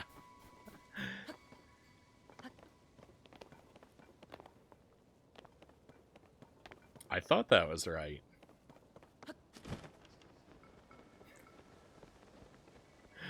Bowser's Fury was so, like, that particular, like, Mario 3D World was a lot of fun. Oh my goodness. What was it? Champions Road in 3D World. What a nightmare of a level that was. That took me like 5.5 hours to clear that one level. I had heard that it was rough, and even then I'm still not really super proud of the way I did it, because I was only able to clear it by bringing in power-ups from other levels. Which, I mean, is sort of a fair game mechanic that, you know, the game allows you to do, but it feels a little cheap.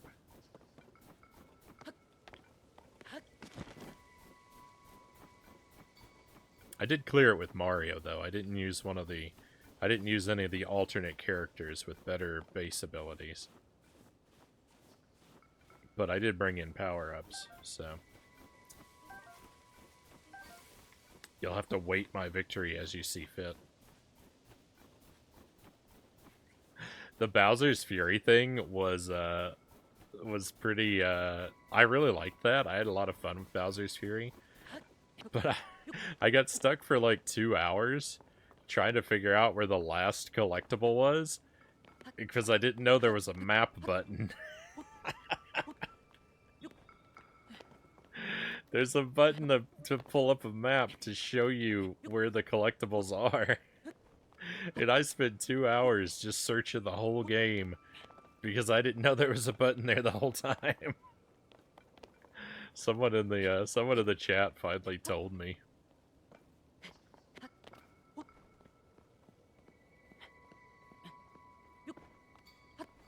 Classic Frownie Cow says.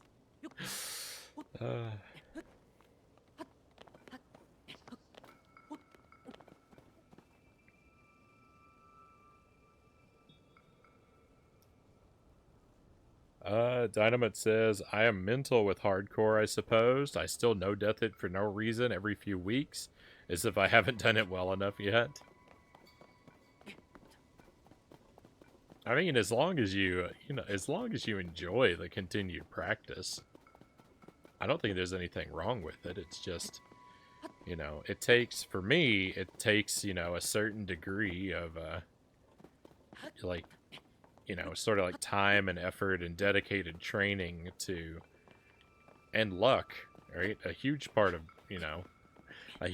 any challenger that I do, luck is a major factor. So, all of that has to be considered. But, once I get the run, then it's well, I could only maintain that level if I continue to play the game, regularly, again and again and again, and there's just...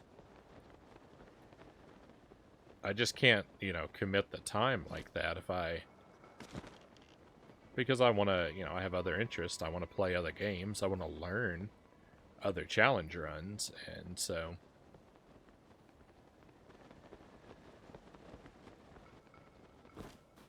my sort of skill level in one game naturally has to decline as I devote my time and energy to another.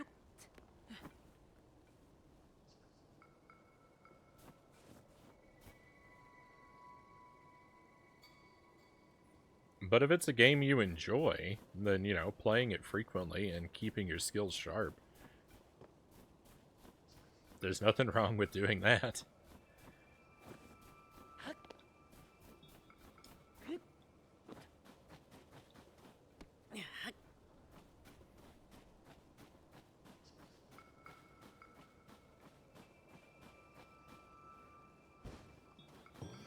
Yahaha!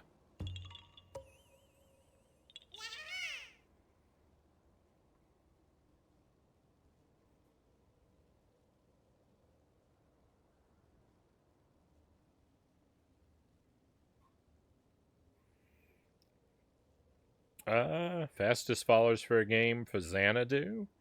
Most streamed game, including the retro category, is Dark Souls at...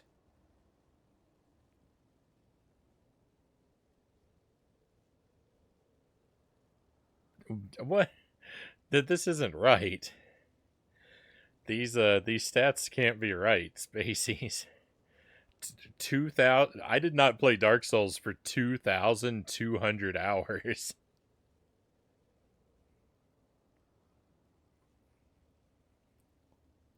Excluding retro, but still. I did not play Dark Souls for 2,000 hours. I played it for 200 hours.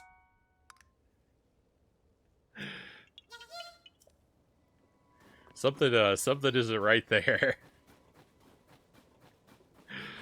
That's 11 times my playthrough.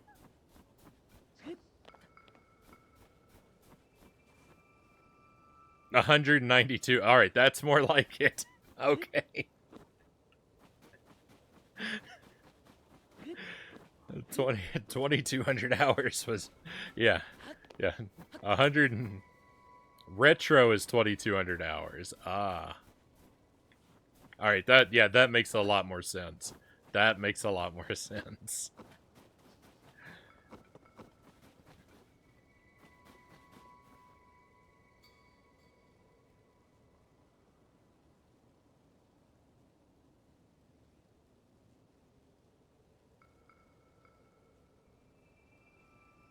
Your stream history is quite interesting. One of your biggest streams was when you first started, Spacey says.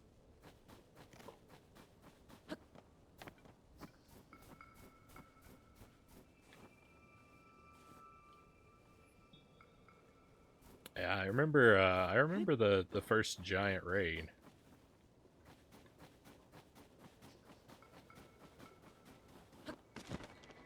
Trying to remember because it's a streamer. It was a streamer that I don't really know all that well. It was something, I think Cicada was part of the name. Something Cicada, if I recall correctly.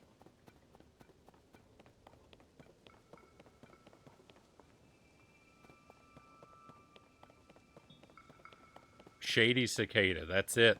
Thank you, cows.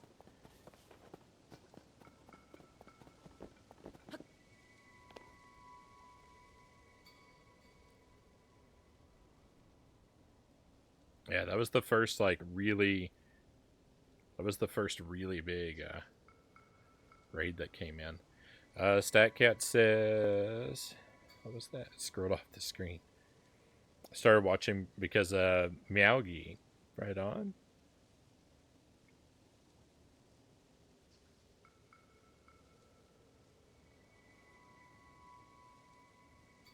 Need to buy more original hardware, Dynamite says. Don't want to use emulators. The old hardware is nice. It's kind of pricey though.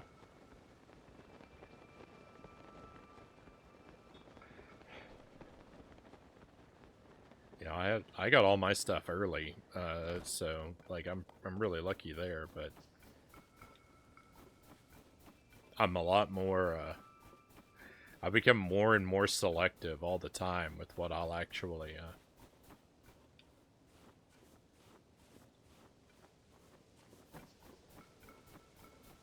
Shell out money for now to have physically. We knew you were bad at Dark Souls, but we knew you weren't that bad, StatCat says.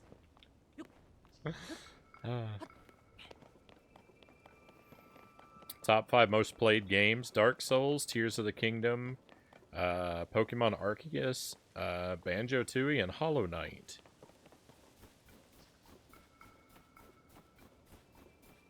That all seems about right.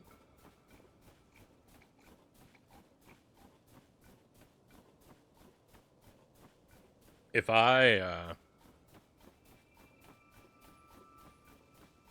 were more careful with my categories, I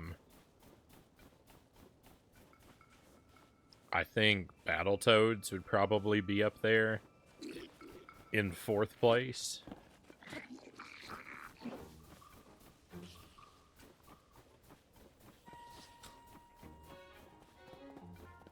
But all of those, yeah, those are some of the longer games. Oh, goodness, and Echo, yeah.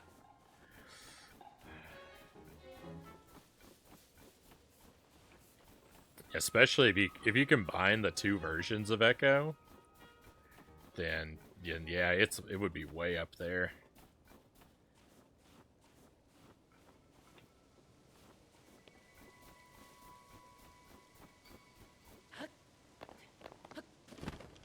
Well, you know, maybe not like way up there, but it's significant. It's definitely significant.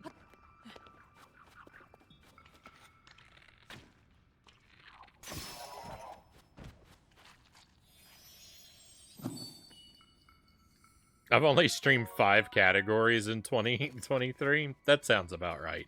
I just don't really swap up the categories anymore. I tend to leave it retro almost all the time, because it's primarily a retro stream. So sometimes even if I'm playing an indie game or like a throwback style game, even if it's newer, I'll just stay in the retro category anyway. Because why not? I was playing Tears of the Kingdom in the retro category for a while.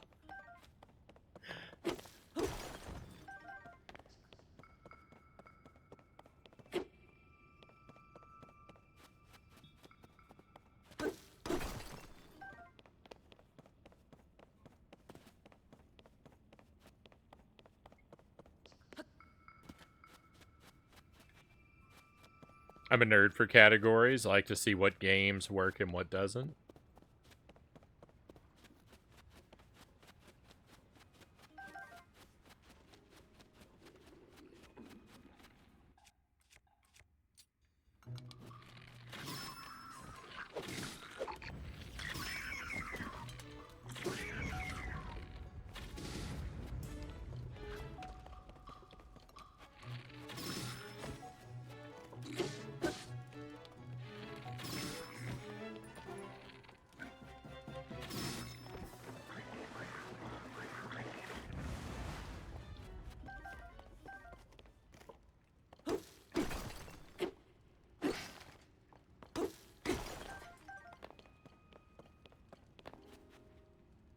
My cat is harassing me. It's dinner time, BRP.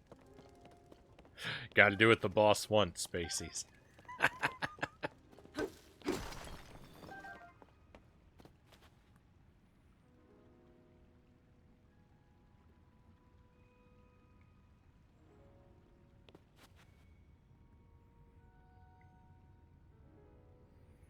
Gotten to the point where I'll use emulators now, Spacey says, but I need OG controllers when possible.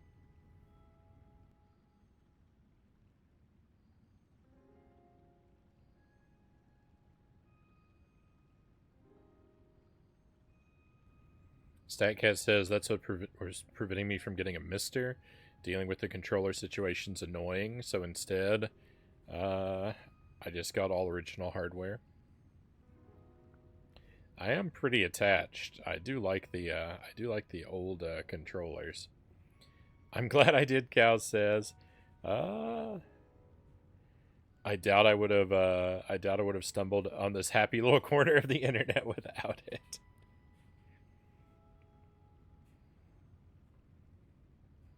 Thank you, Cows. I am. Believe me, I am very grateful to have you here.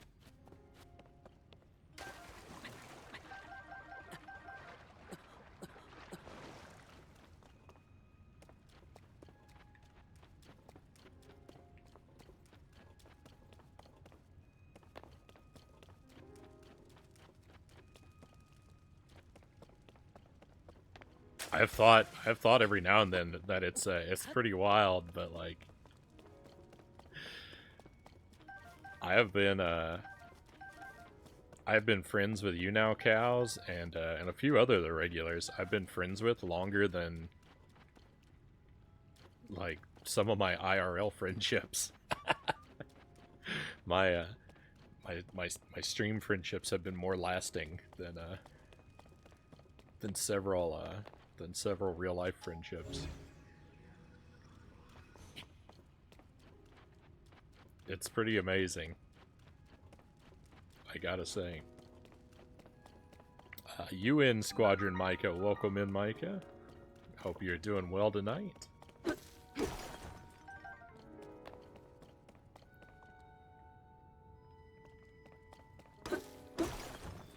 Spacey says, I like emulation as it cleans up the original look, but trying to figure out what button does what is annoying.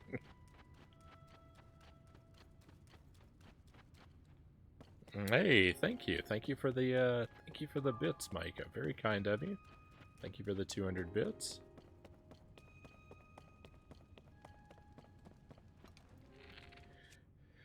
Alright, I think we can just yeah, make an ice platform. This should be no problem.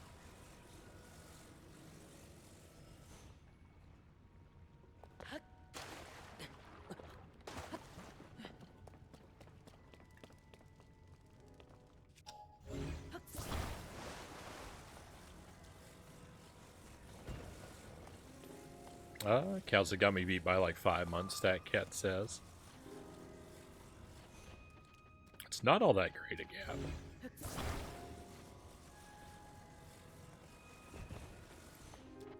I have to talk to it. It won't. It won't. The crystal won't activate it because I didn't talk to it. Real life friendships can get pretty messy sometimes, Met says.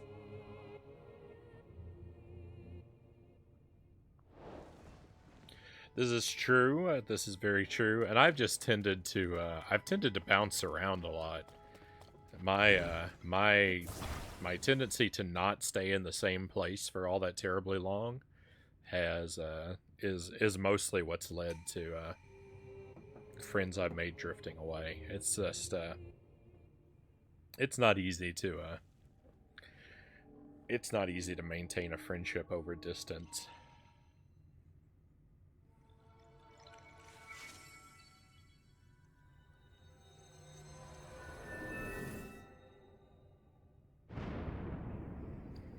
I say that, and then like the stream is definitely a distant situation, but it doesn't really. It's not really the same sort of thing, right?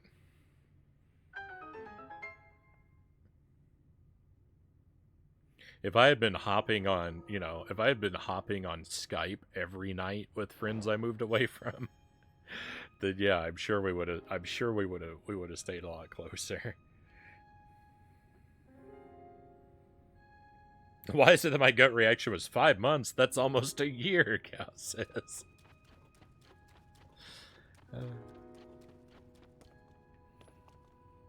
Did I get the bubble frog here yet? I think so. I think we're still in the same cave. All right. Wish me luck with this shrine. The last one was kind of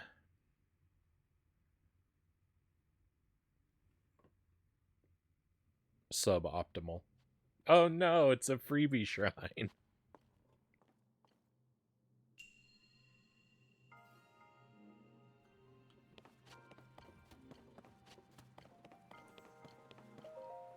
What in the world?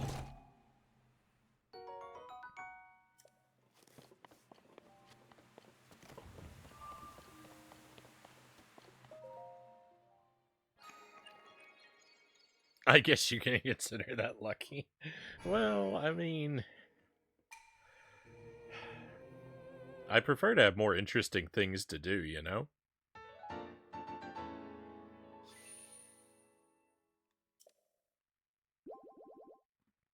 I have 2 giant hardbook guides for Breath of the Wild and Tears of the Kingdom. I bet those are nice. I like this would be somewhat shocking, I think, because of my very insane, rigid anti-information policy when it comes to games.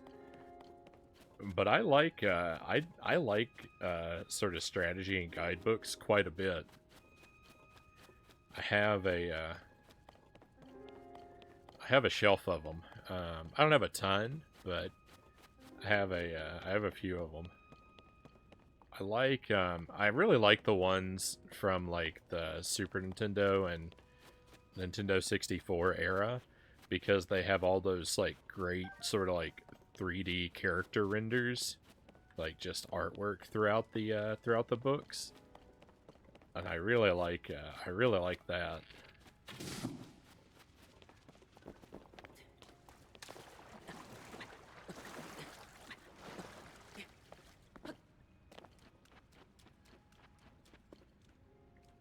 And they just make like they make for very handsome coffee table like display piece type things.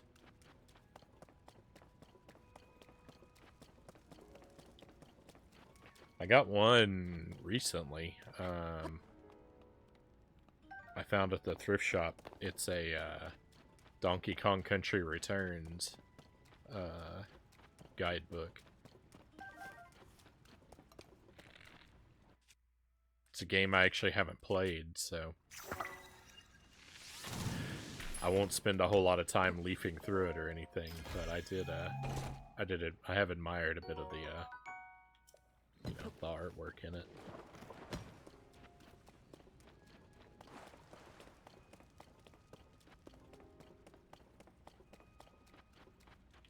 Japanese guidebooks are bonkers, Spacey says. 1,000+ page guide to Animal Crossing? The original Animal Crossing or the newer one?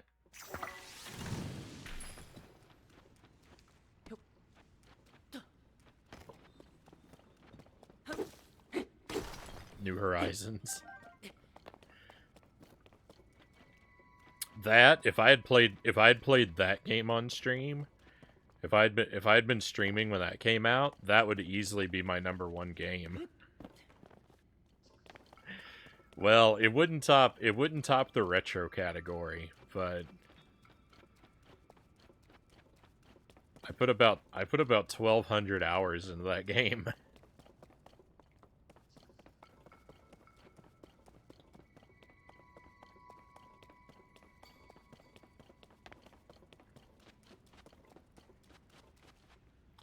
And most of that time was within, like, the first, like, 6 months of its release.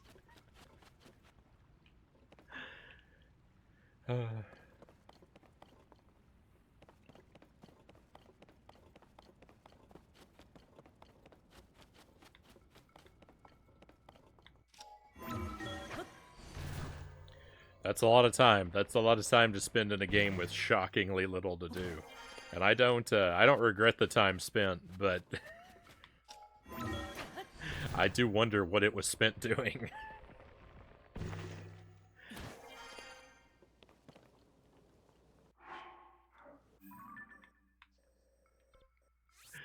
I do wonder where it went.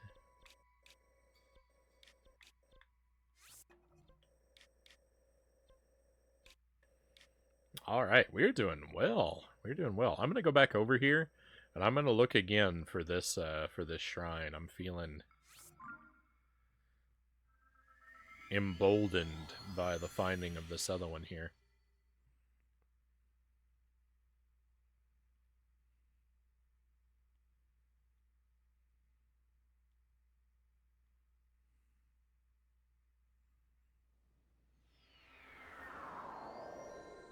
Placing things in the wrong spot and then digging them up and moving them over one spot. If my experience is anything to go off, Cal says.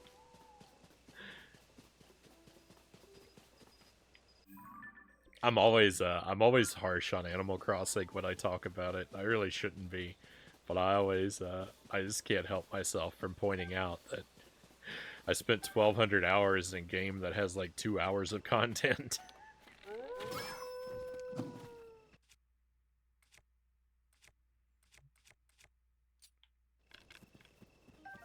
I enjoyed it though. I loved every minute I spent with Animal Crossing.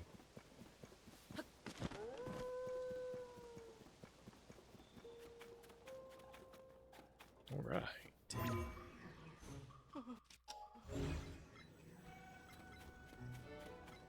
The game had an abrupt end for me, Spacey says. Just fell out of it due to the lack of ongoing content.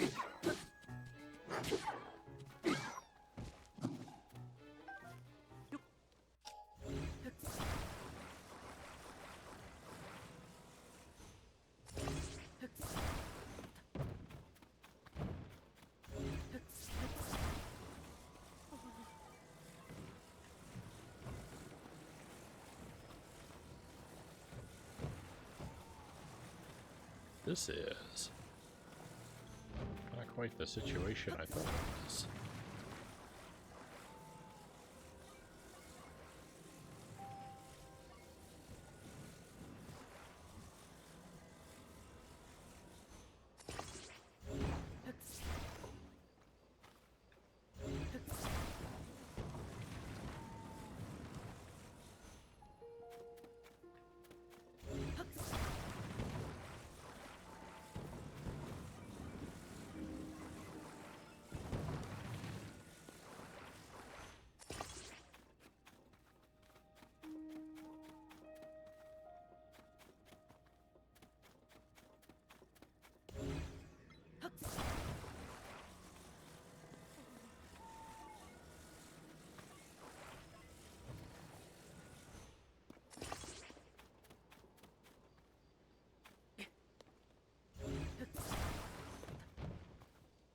Hey Derek, welcome in.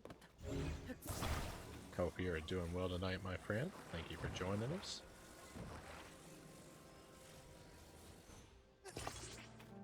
Alright, fingers crossed. I think I put this together alright.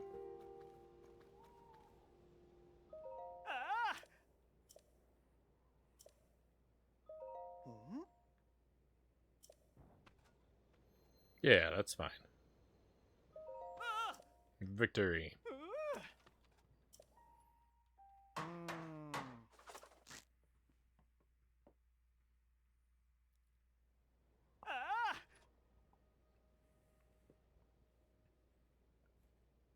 Glad to see you. Missed you yesterday. Yeah, sorry about that, Derek. I ended up having to cancel. I don't know. I might have to cancel again tomorrow or another day this week.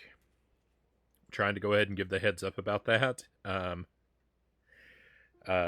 Jelly and I applied to get a new dog, and our application was approved way quicker than we thought. So than we thought it was going to be. So we've spent the past couple days scrambling to get the house ready. And so I didn't have the time. I was worn out yesterday. And I don't know, if I'm gonna have difficulties like having the time and energy like tomorrow night. We haven't picked up the dog yet. We're supposed to get him tomorrow. So there's a good chance that I'll have to back out of tomorrow night's stream. But I'm gonna try my best not to. But if I don't show up, that's why. If I don't show up, it's because we're taking care of the new puppy. So just a heads up about that.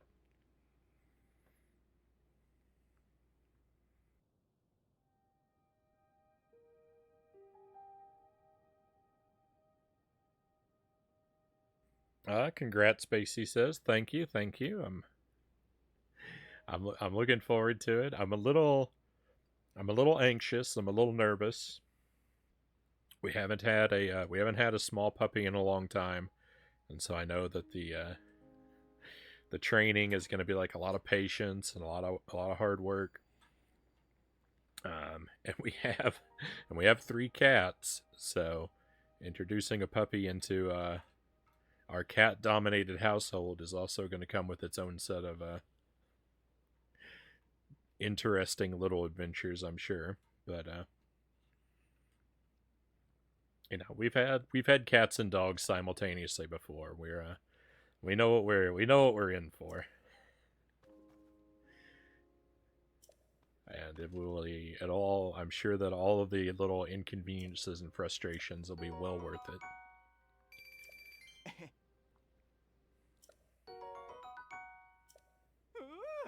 Starfield doesn't support ultra wide space, he says. Oh no.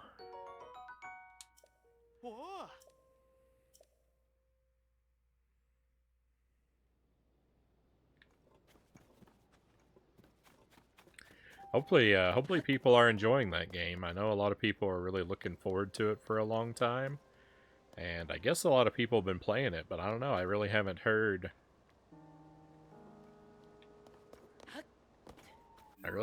much in the way of like whether or not, people have been satisfied with it.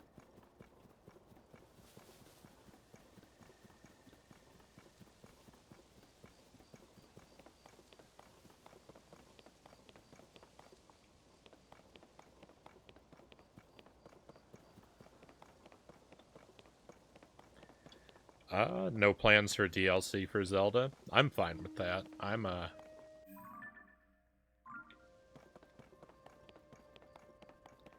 not really big on additional content as it is anyway.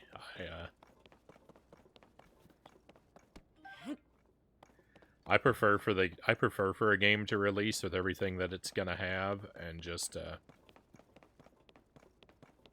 save potential additional content for the sequel or whatever, right?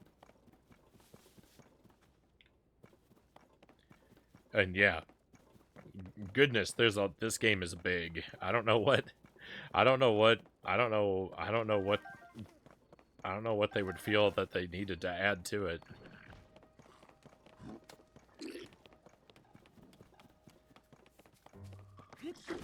I'm frequently kind of overwhelmed with it as it is.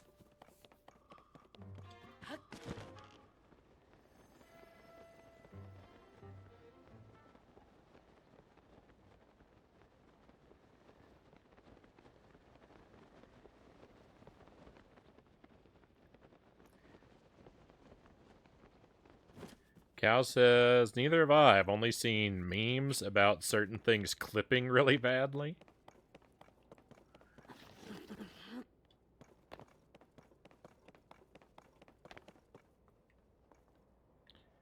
I wish I could play it, but it's not on Xbox One, sadly, Derek says. Is it on consoles, or is it just a PC game?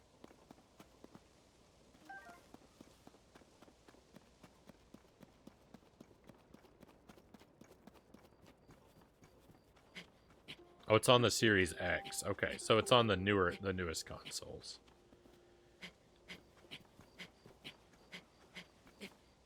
Okay, okay.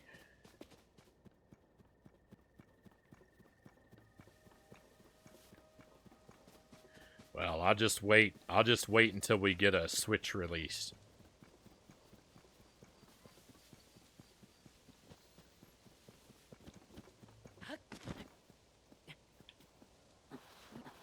I don't do PC really, Derek says. Yeah, nah, I'm not a PC gamer either.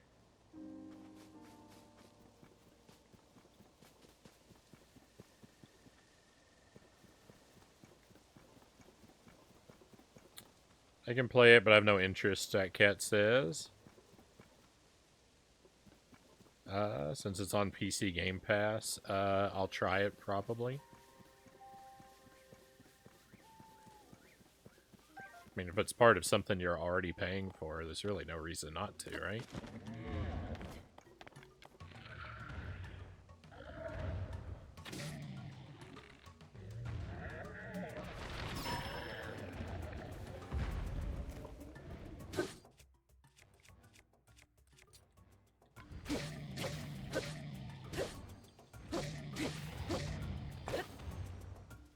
I can't play first-person shooter games on consoles.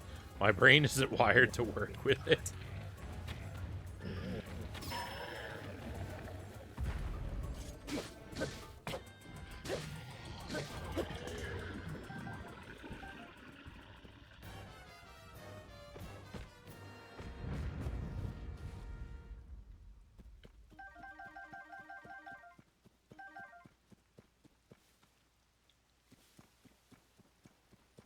You know, that guy was clever enough to put a... That guy was clever enough to put, like, a thing around each of his ankles so we couldn't hit him in the legs, but he still hasn't figured out the science of pants.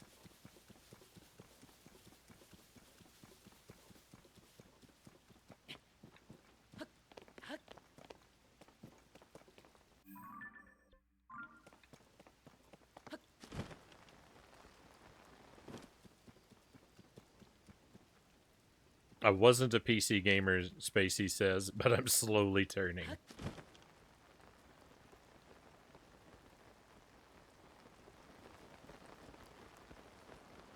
I mean, don't, I 100% see the benefits to being a PC gamer. Like, I understand that, like, it could improve things for me tremendously, but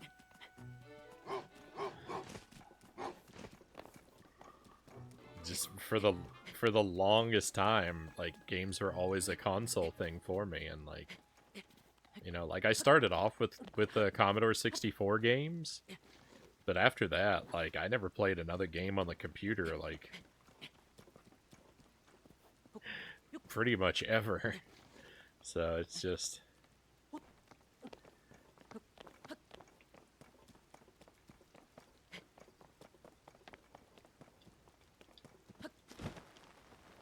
Console gaming just seems so uncomplicated and straightforward to me that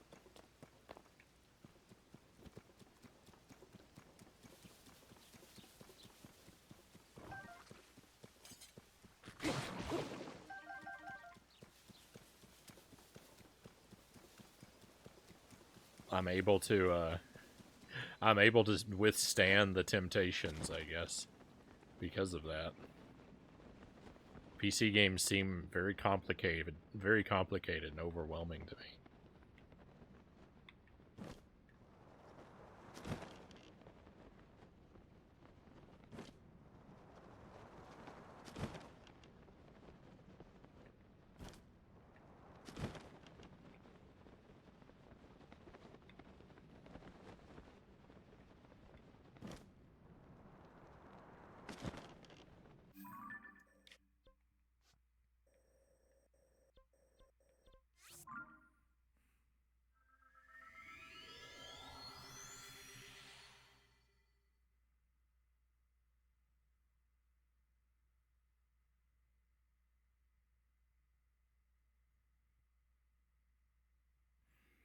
I could get on board with you on this, Dynamite says, but it would be months, if not years, before you beat it. This game, I don't know. Months probably. Years definitely not. I think there's a very real chance that I'm done with this game if I don't miss a lot of streams. Then I think there's a very real chance that I'll be done with this game by the beginning of October. Because I really all I have to do is fill in, you know, a quarter of the map down here, and then I'll be ready to do the story stuff. And when I start doing the story stuff, I think it's going to be like, I think we're going to move along just one thing after another, very rapid paced. I mean, I don't want to make promises I can't keep, you know, but that's my feeling, is that once I start moving into the story, it's just gonna fly by in like 4 or 5 nights.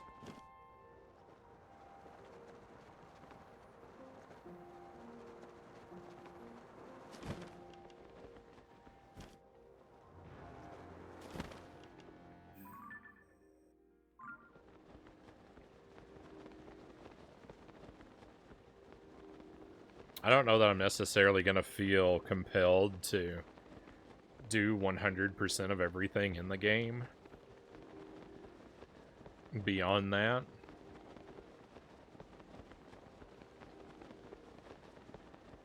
I want to have the whole map filled in. I want to complete all the shrines, and I want to do all the main story stuff. But like every single side quest, every single Korok,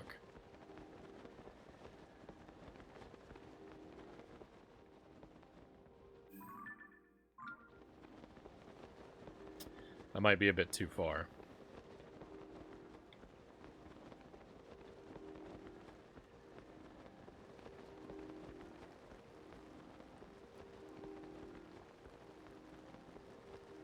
But they need to find their friends, Cal says.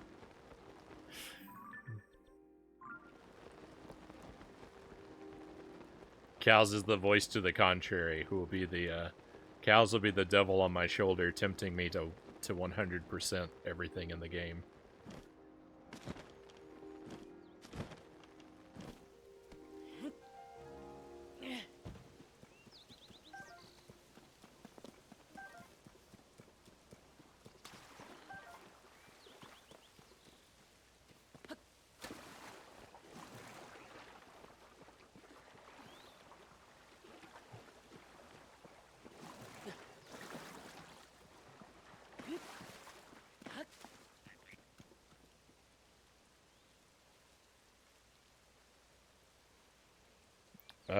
FPS is kind of the hard line for console games, StatCat says. Play both console and PC forever. 2020, I bought the first PC I'd consider being a gaming PC, Spacey says. I can't use WASD if you paid me. Derek says it's too pricey and doesn't like the keyboard. Yeah, Spacey. So I haven't done any of the main story to the game hardly. I've stumbled into a little bit of it here and there, but I've been for the most part trying very much to avoid any of the main story stuff and just do the side content first. And I'm gonna do all of the main story in one big chunk at the end of the run. After I've got the map filled in and the shrines completed. I mean, we'll still probably wander off into a little bit of side stuff here and there. But I don't know that, for the sake of the stream, I don't know if we're going to want to do every single piece of side content. And, yeah, like I said, every single Korok, it just seems... Like, I already feel like I'm being really thorough with the game.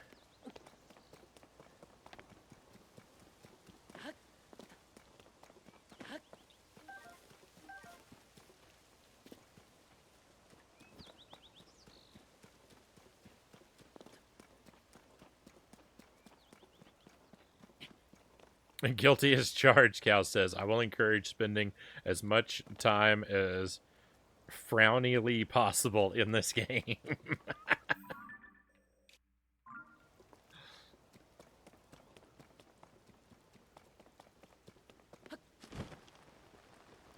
I don't know that you'll get 100% of your wish cows, but you'll certainly get a lot of it.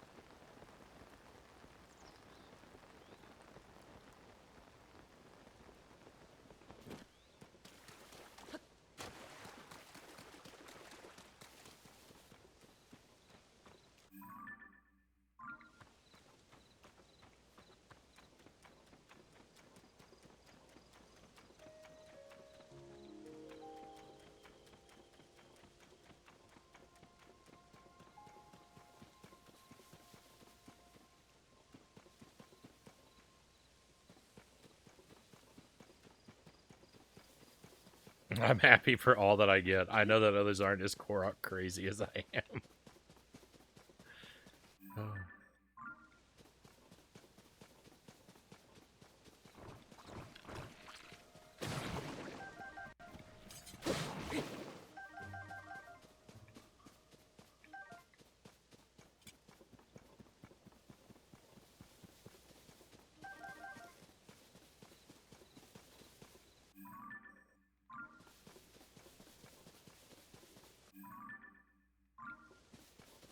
Where is this well? I don't really want to mess with any of these enemies right now. There it is.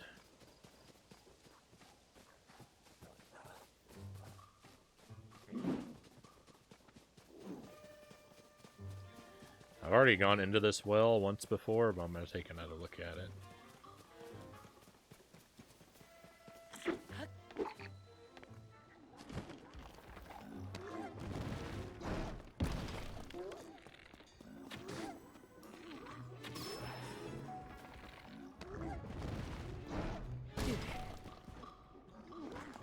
Ow.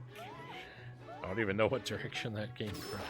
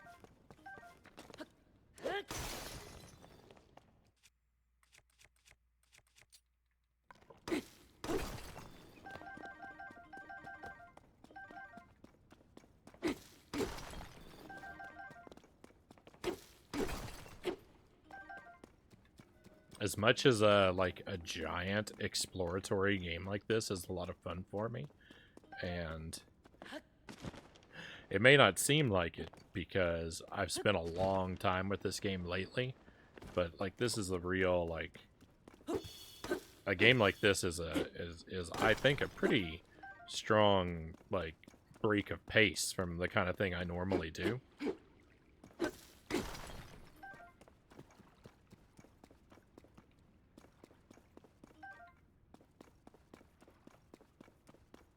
Like I do really enjoy doing something like this. It is overwhelming and like like an ideal length for me is like I like a game that stays like under 10 hours long typically. Like something that I can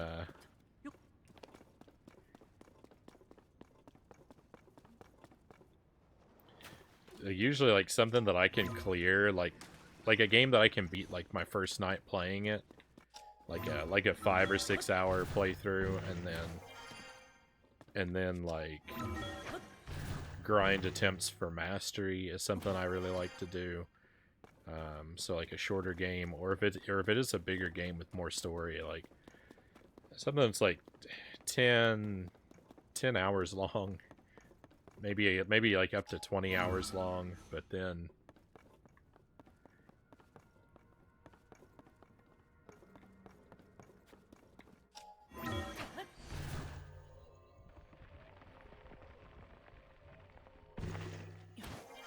I'm usually ready to be out by that amount of time.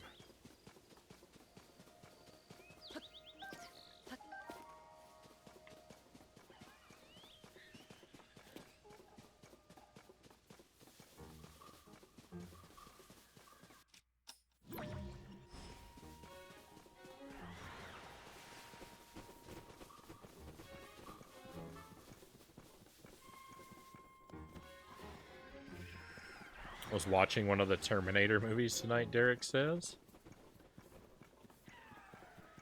Those are two very good movies that there are only two of.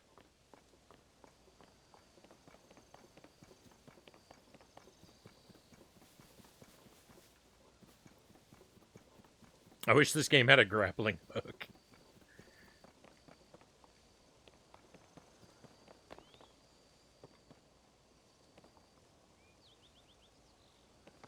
That was one thing I like about Halo Infinite. Do you mean the grappling hook, or I read that comment too late to know if that was still in reference to the grappling hook or something else. I like Xenoblade Chronicles. Those games can take 200 hours plus hours each. I'm sad when I finish them too, Spacey says. Yeah, that's a game of this size is quite a bit much for me. Like, you know, like we were talking about the Dark Souls earlier, and I really liked Dark Souls. That was a lot of fun. Also, is a really big game.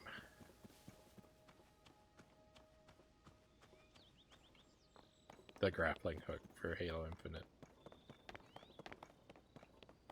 I don't know if I've played a 3D game with a grappling hook. I mean, I guess some of the Zelda games have grappling hooks. The hook shot.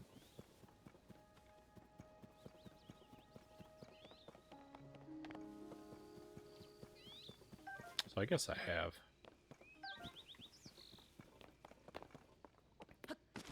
The ascend power in this game is almost like a grappling hook.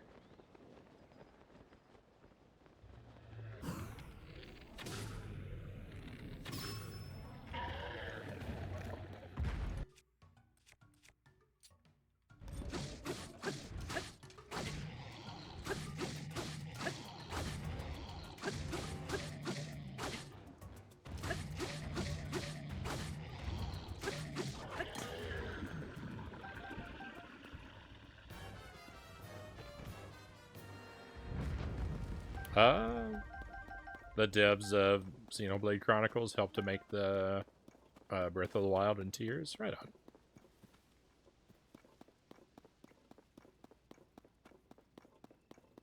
It was a fan film Terminator movie, Derek says. I was just making a joke. I've seen the first 4 Terminator films.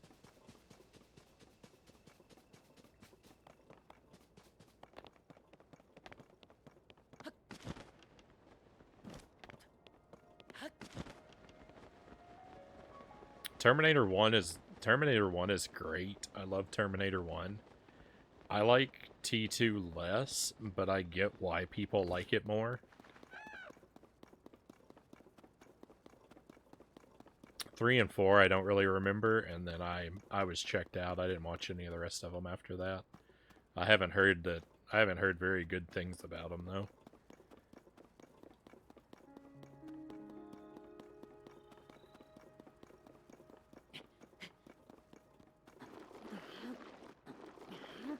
Not that that necessarily means a lot, but it hasn't enticed me to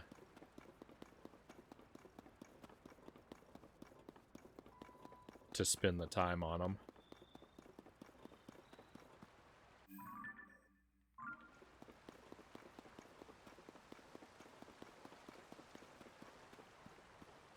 Yeah, the ascend move grapples you through the rock. Instead of to the rock, you go right through it.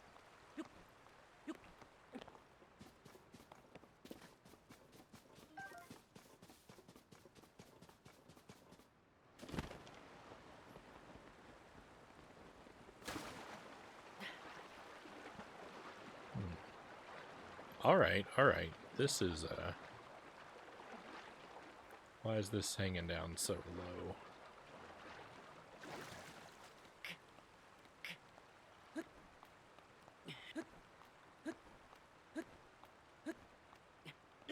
Oh no.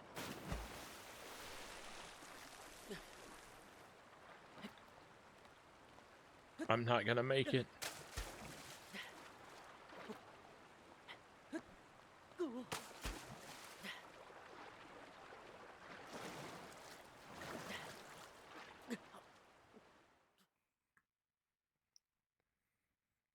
I've seen all 6 plus the show, Derek says.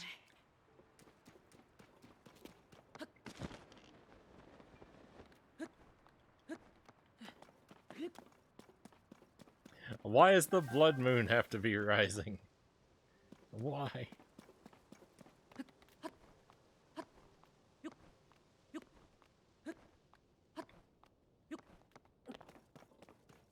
Oh, wait a minute, it's not. What was all that red stuff? The blood moon isn't rising. I don't know what all those red sparks were all about. That's almost always what that means.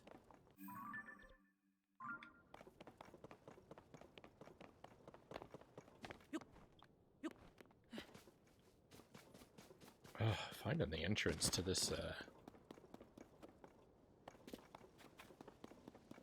wherever this cave is a nightmare.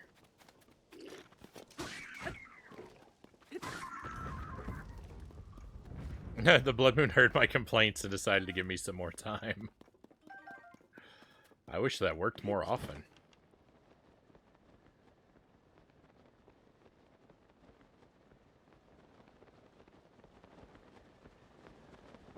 Yeah, there it is again.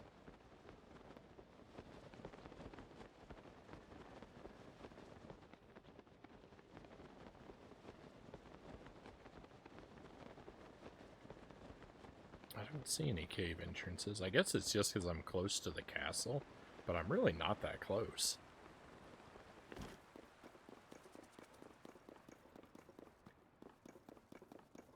It's time I did a Macus run. I'll get you on a future stream. Take care. Thank you for stopping by, Spacies. It's been great to have you here. Thank you again for the resub. And we'll look for you again. Well, I'm sure we'll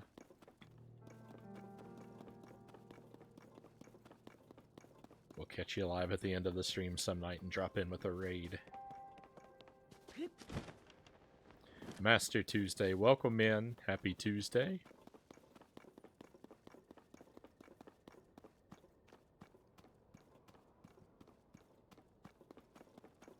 We've got a pretty. It's pretty slow going tonight in the game, but not.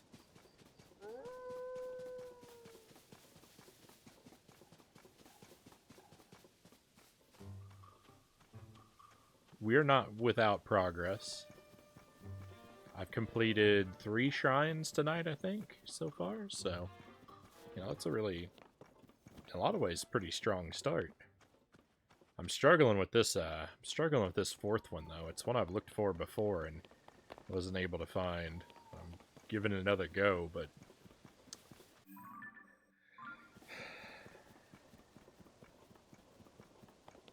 it's not really working out.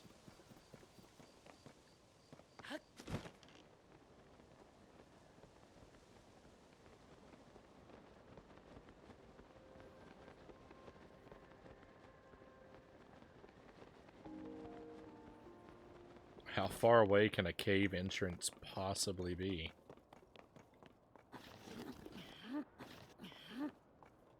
From an underground shrine? That's the question I'm dealing with.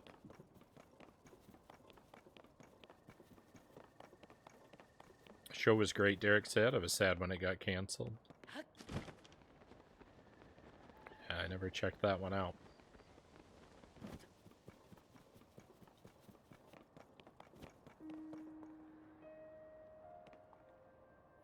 I'll get people overseas calling McDonald's Macca's too, so you can all be Aussies too.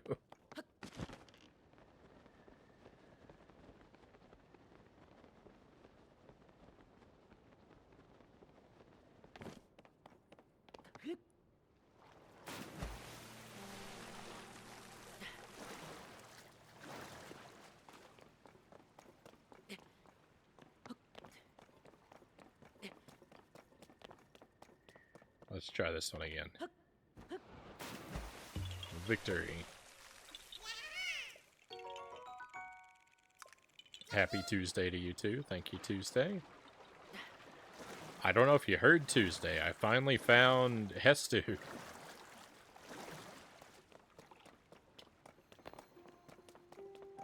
I actually found him last time we played this, last week, at the end of the stream.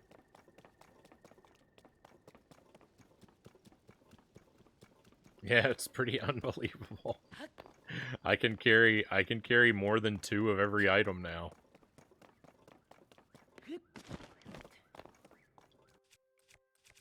I actually have a row of tools. Broccoli man. That's what I said. I said there he is. There's that big, beautiful broccoli man.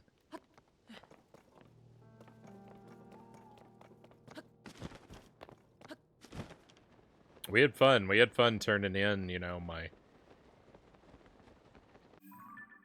8,000 Korok seeds that I had been hoarding since the beginning of time.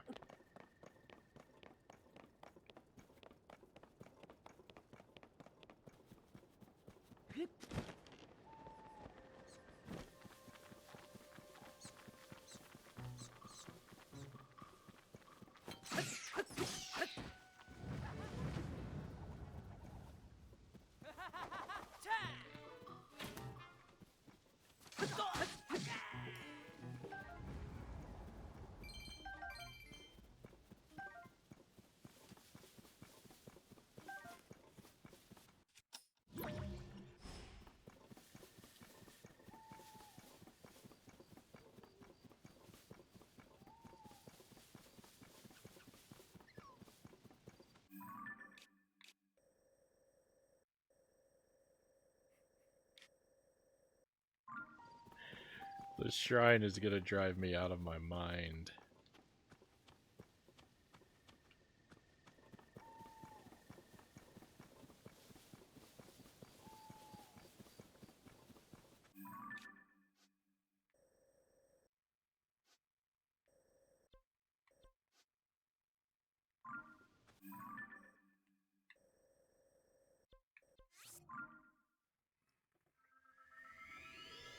Let me see if there's any chance of coming up to it from below.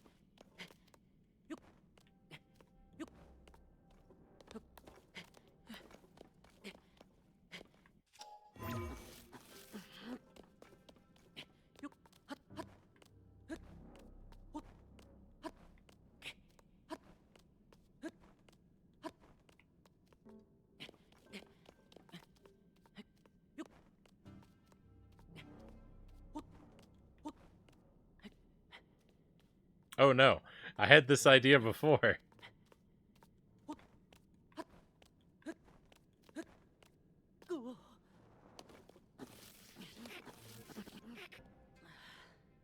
This is what happens when you have a bad idea and you waste a whole lot of time on it, and then you go to sleep and you wake up the next day. We wake up the next day. You have the same bad idea all over again, but without the memory of all the time you spent.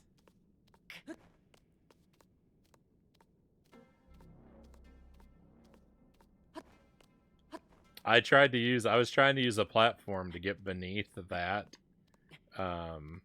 stalactite is what I was trying to do before.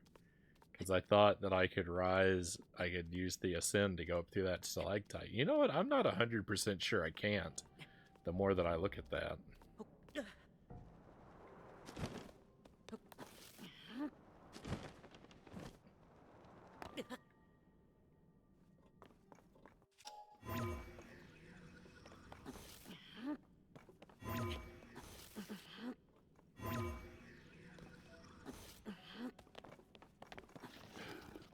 If the solution is to go up from below here, I'm going to be pretty mad. Because they've made this so inconvenient. It's so frustrating to walk around on these routes.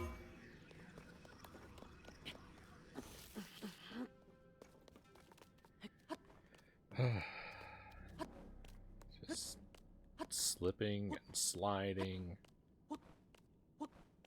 It's really no good. It's really no good.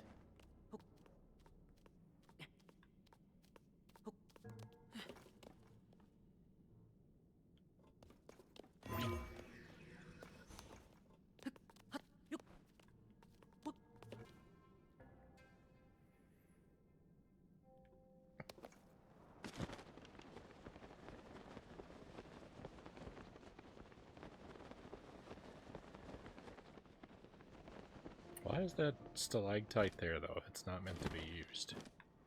That's the question. I don't have any zonite, though.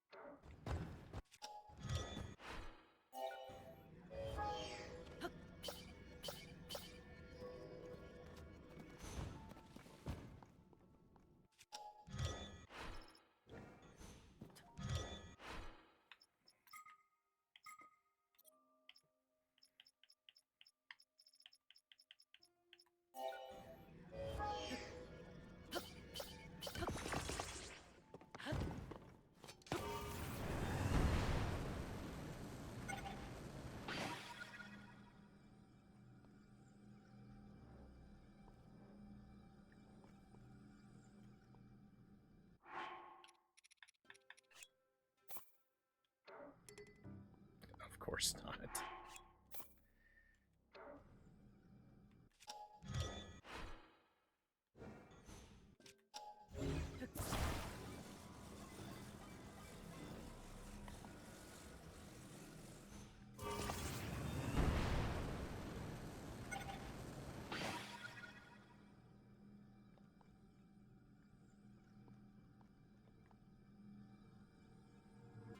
Now, how do I get over there? How do I move this awful thing?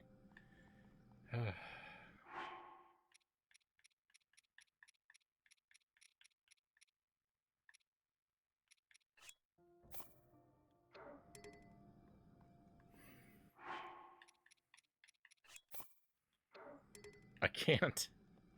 I can't do anything. There's no room to take anything out. Life is always so bad.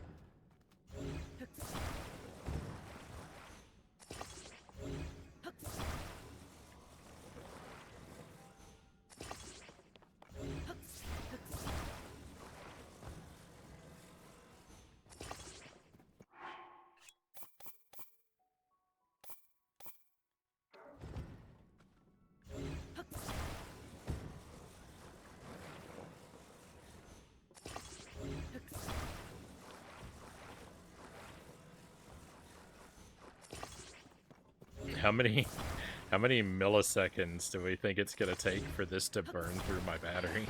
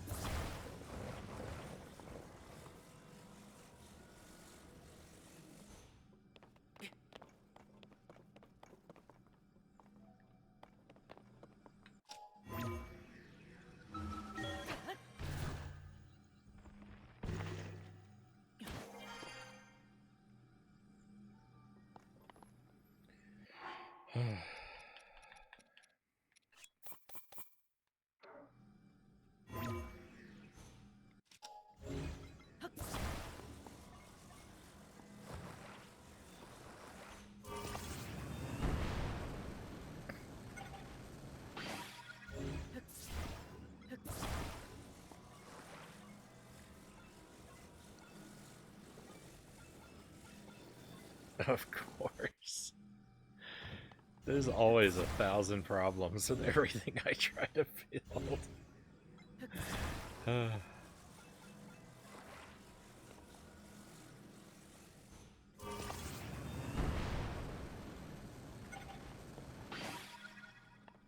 It's not, it's really not easy being me.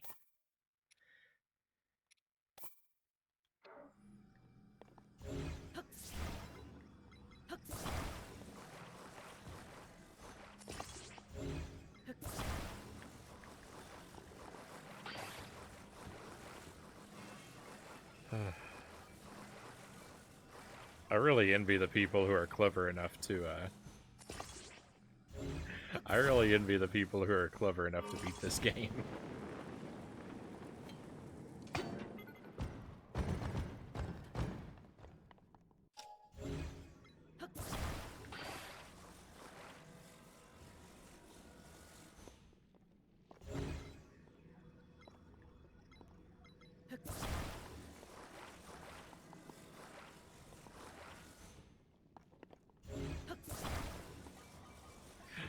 I mean, you can share, you're welcome to share, Derek, your ranking of the Terminator movies. For me, it's pretty easy. It goes 1, 2, and then everything else.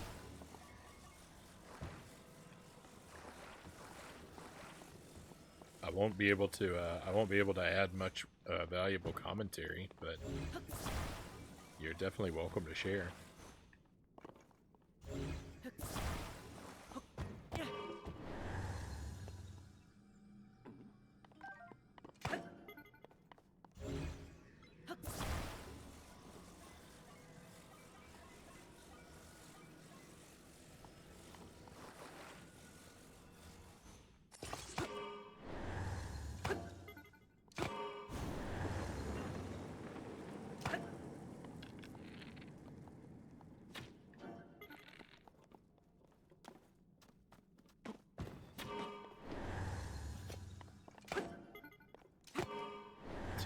Link, stop it.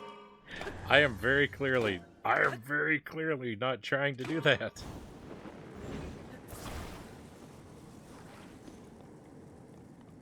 Why? Why did it get away?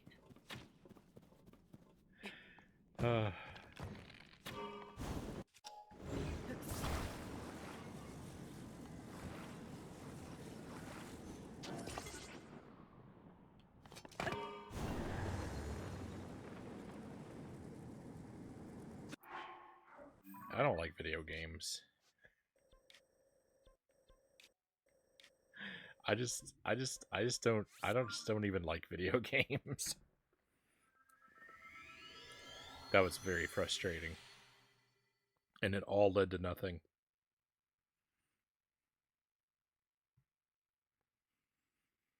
I don't know what to do about this. If I am supposed to ascend to that stalactite, though, if that is the way to get this shrine, I will never get this shrine.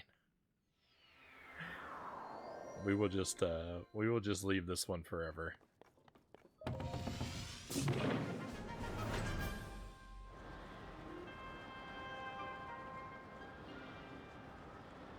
I'm so annoyed with that.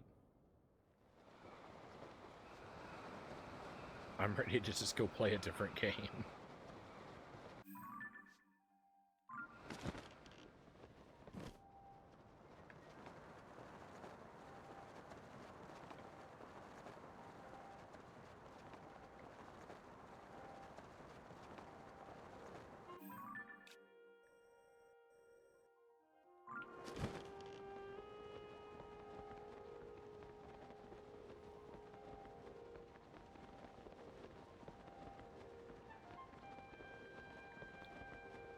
Sure, it's all my fault. It's all user error.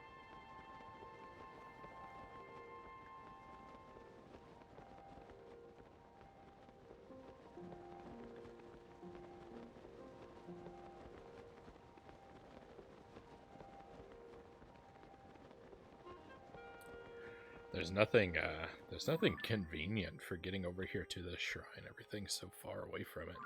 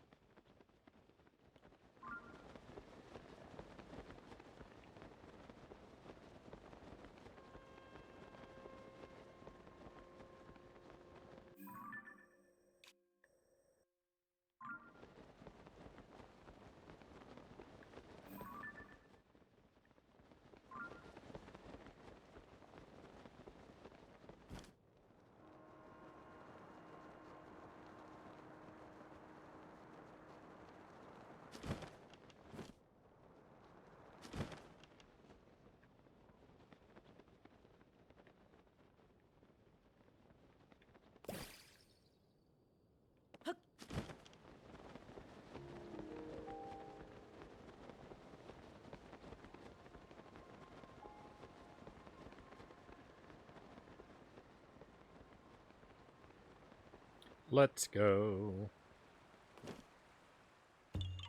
Yahaha.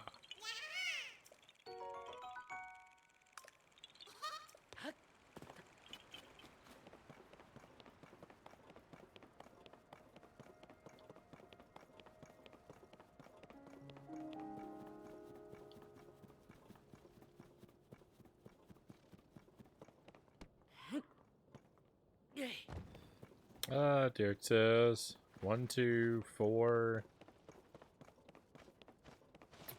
5, 3, 6. I'm not sure the order of Genesis and Dark Fate. I don't know which one came out before which.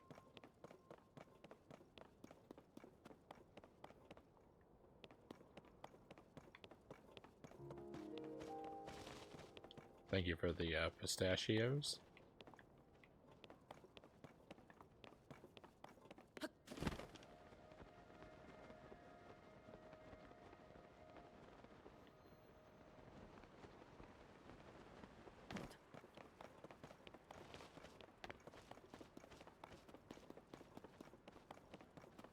Genesis is 5 and Dark Fate is 6.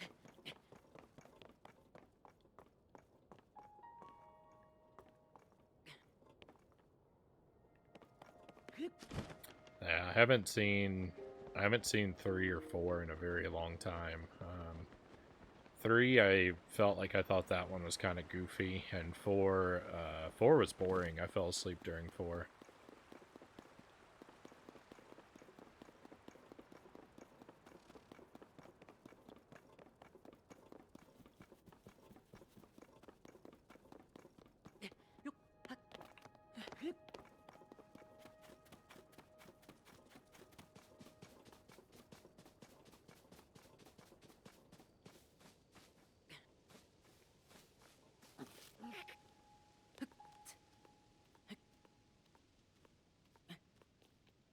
What's going on here? What is this?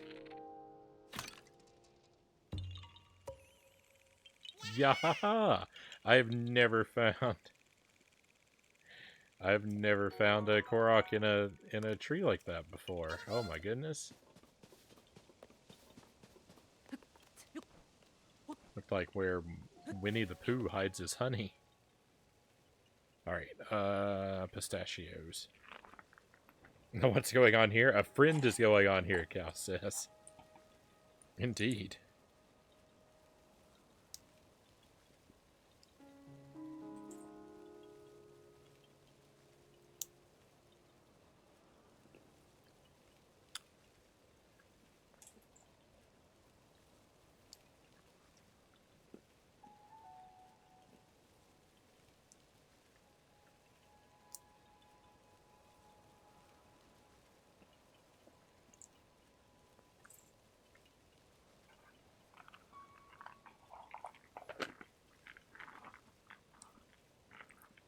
Thank you for those, Derek. Always a wonderful treat. I think I'm going to step away a moment, my friends. I'm going to take a short BRB and be back with you in a minute or two. So thank you for being with me thus far. We're going to look for this shrine a little bit longer. And if I don't find it, I don't know. If I don't find it in the next short while, we're just going to leave it for now and head down into the depths. Because I'd really like to get some of that filled in. But we'll worry about that in a moment. I'll be back with you very shortly. If you'd stand by for just a couple minutes.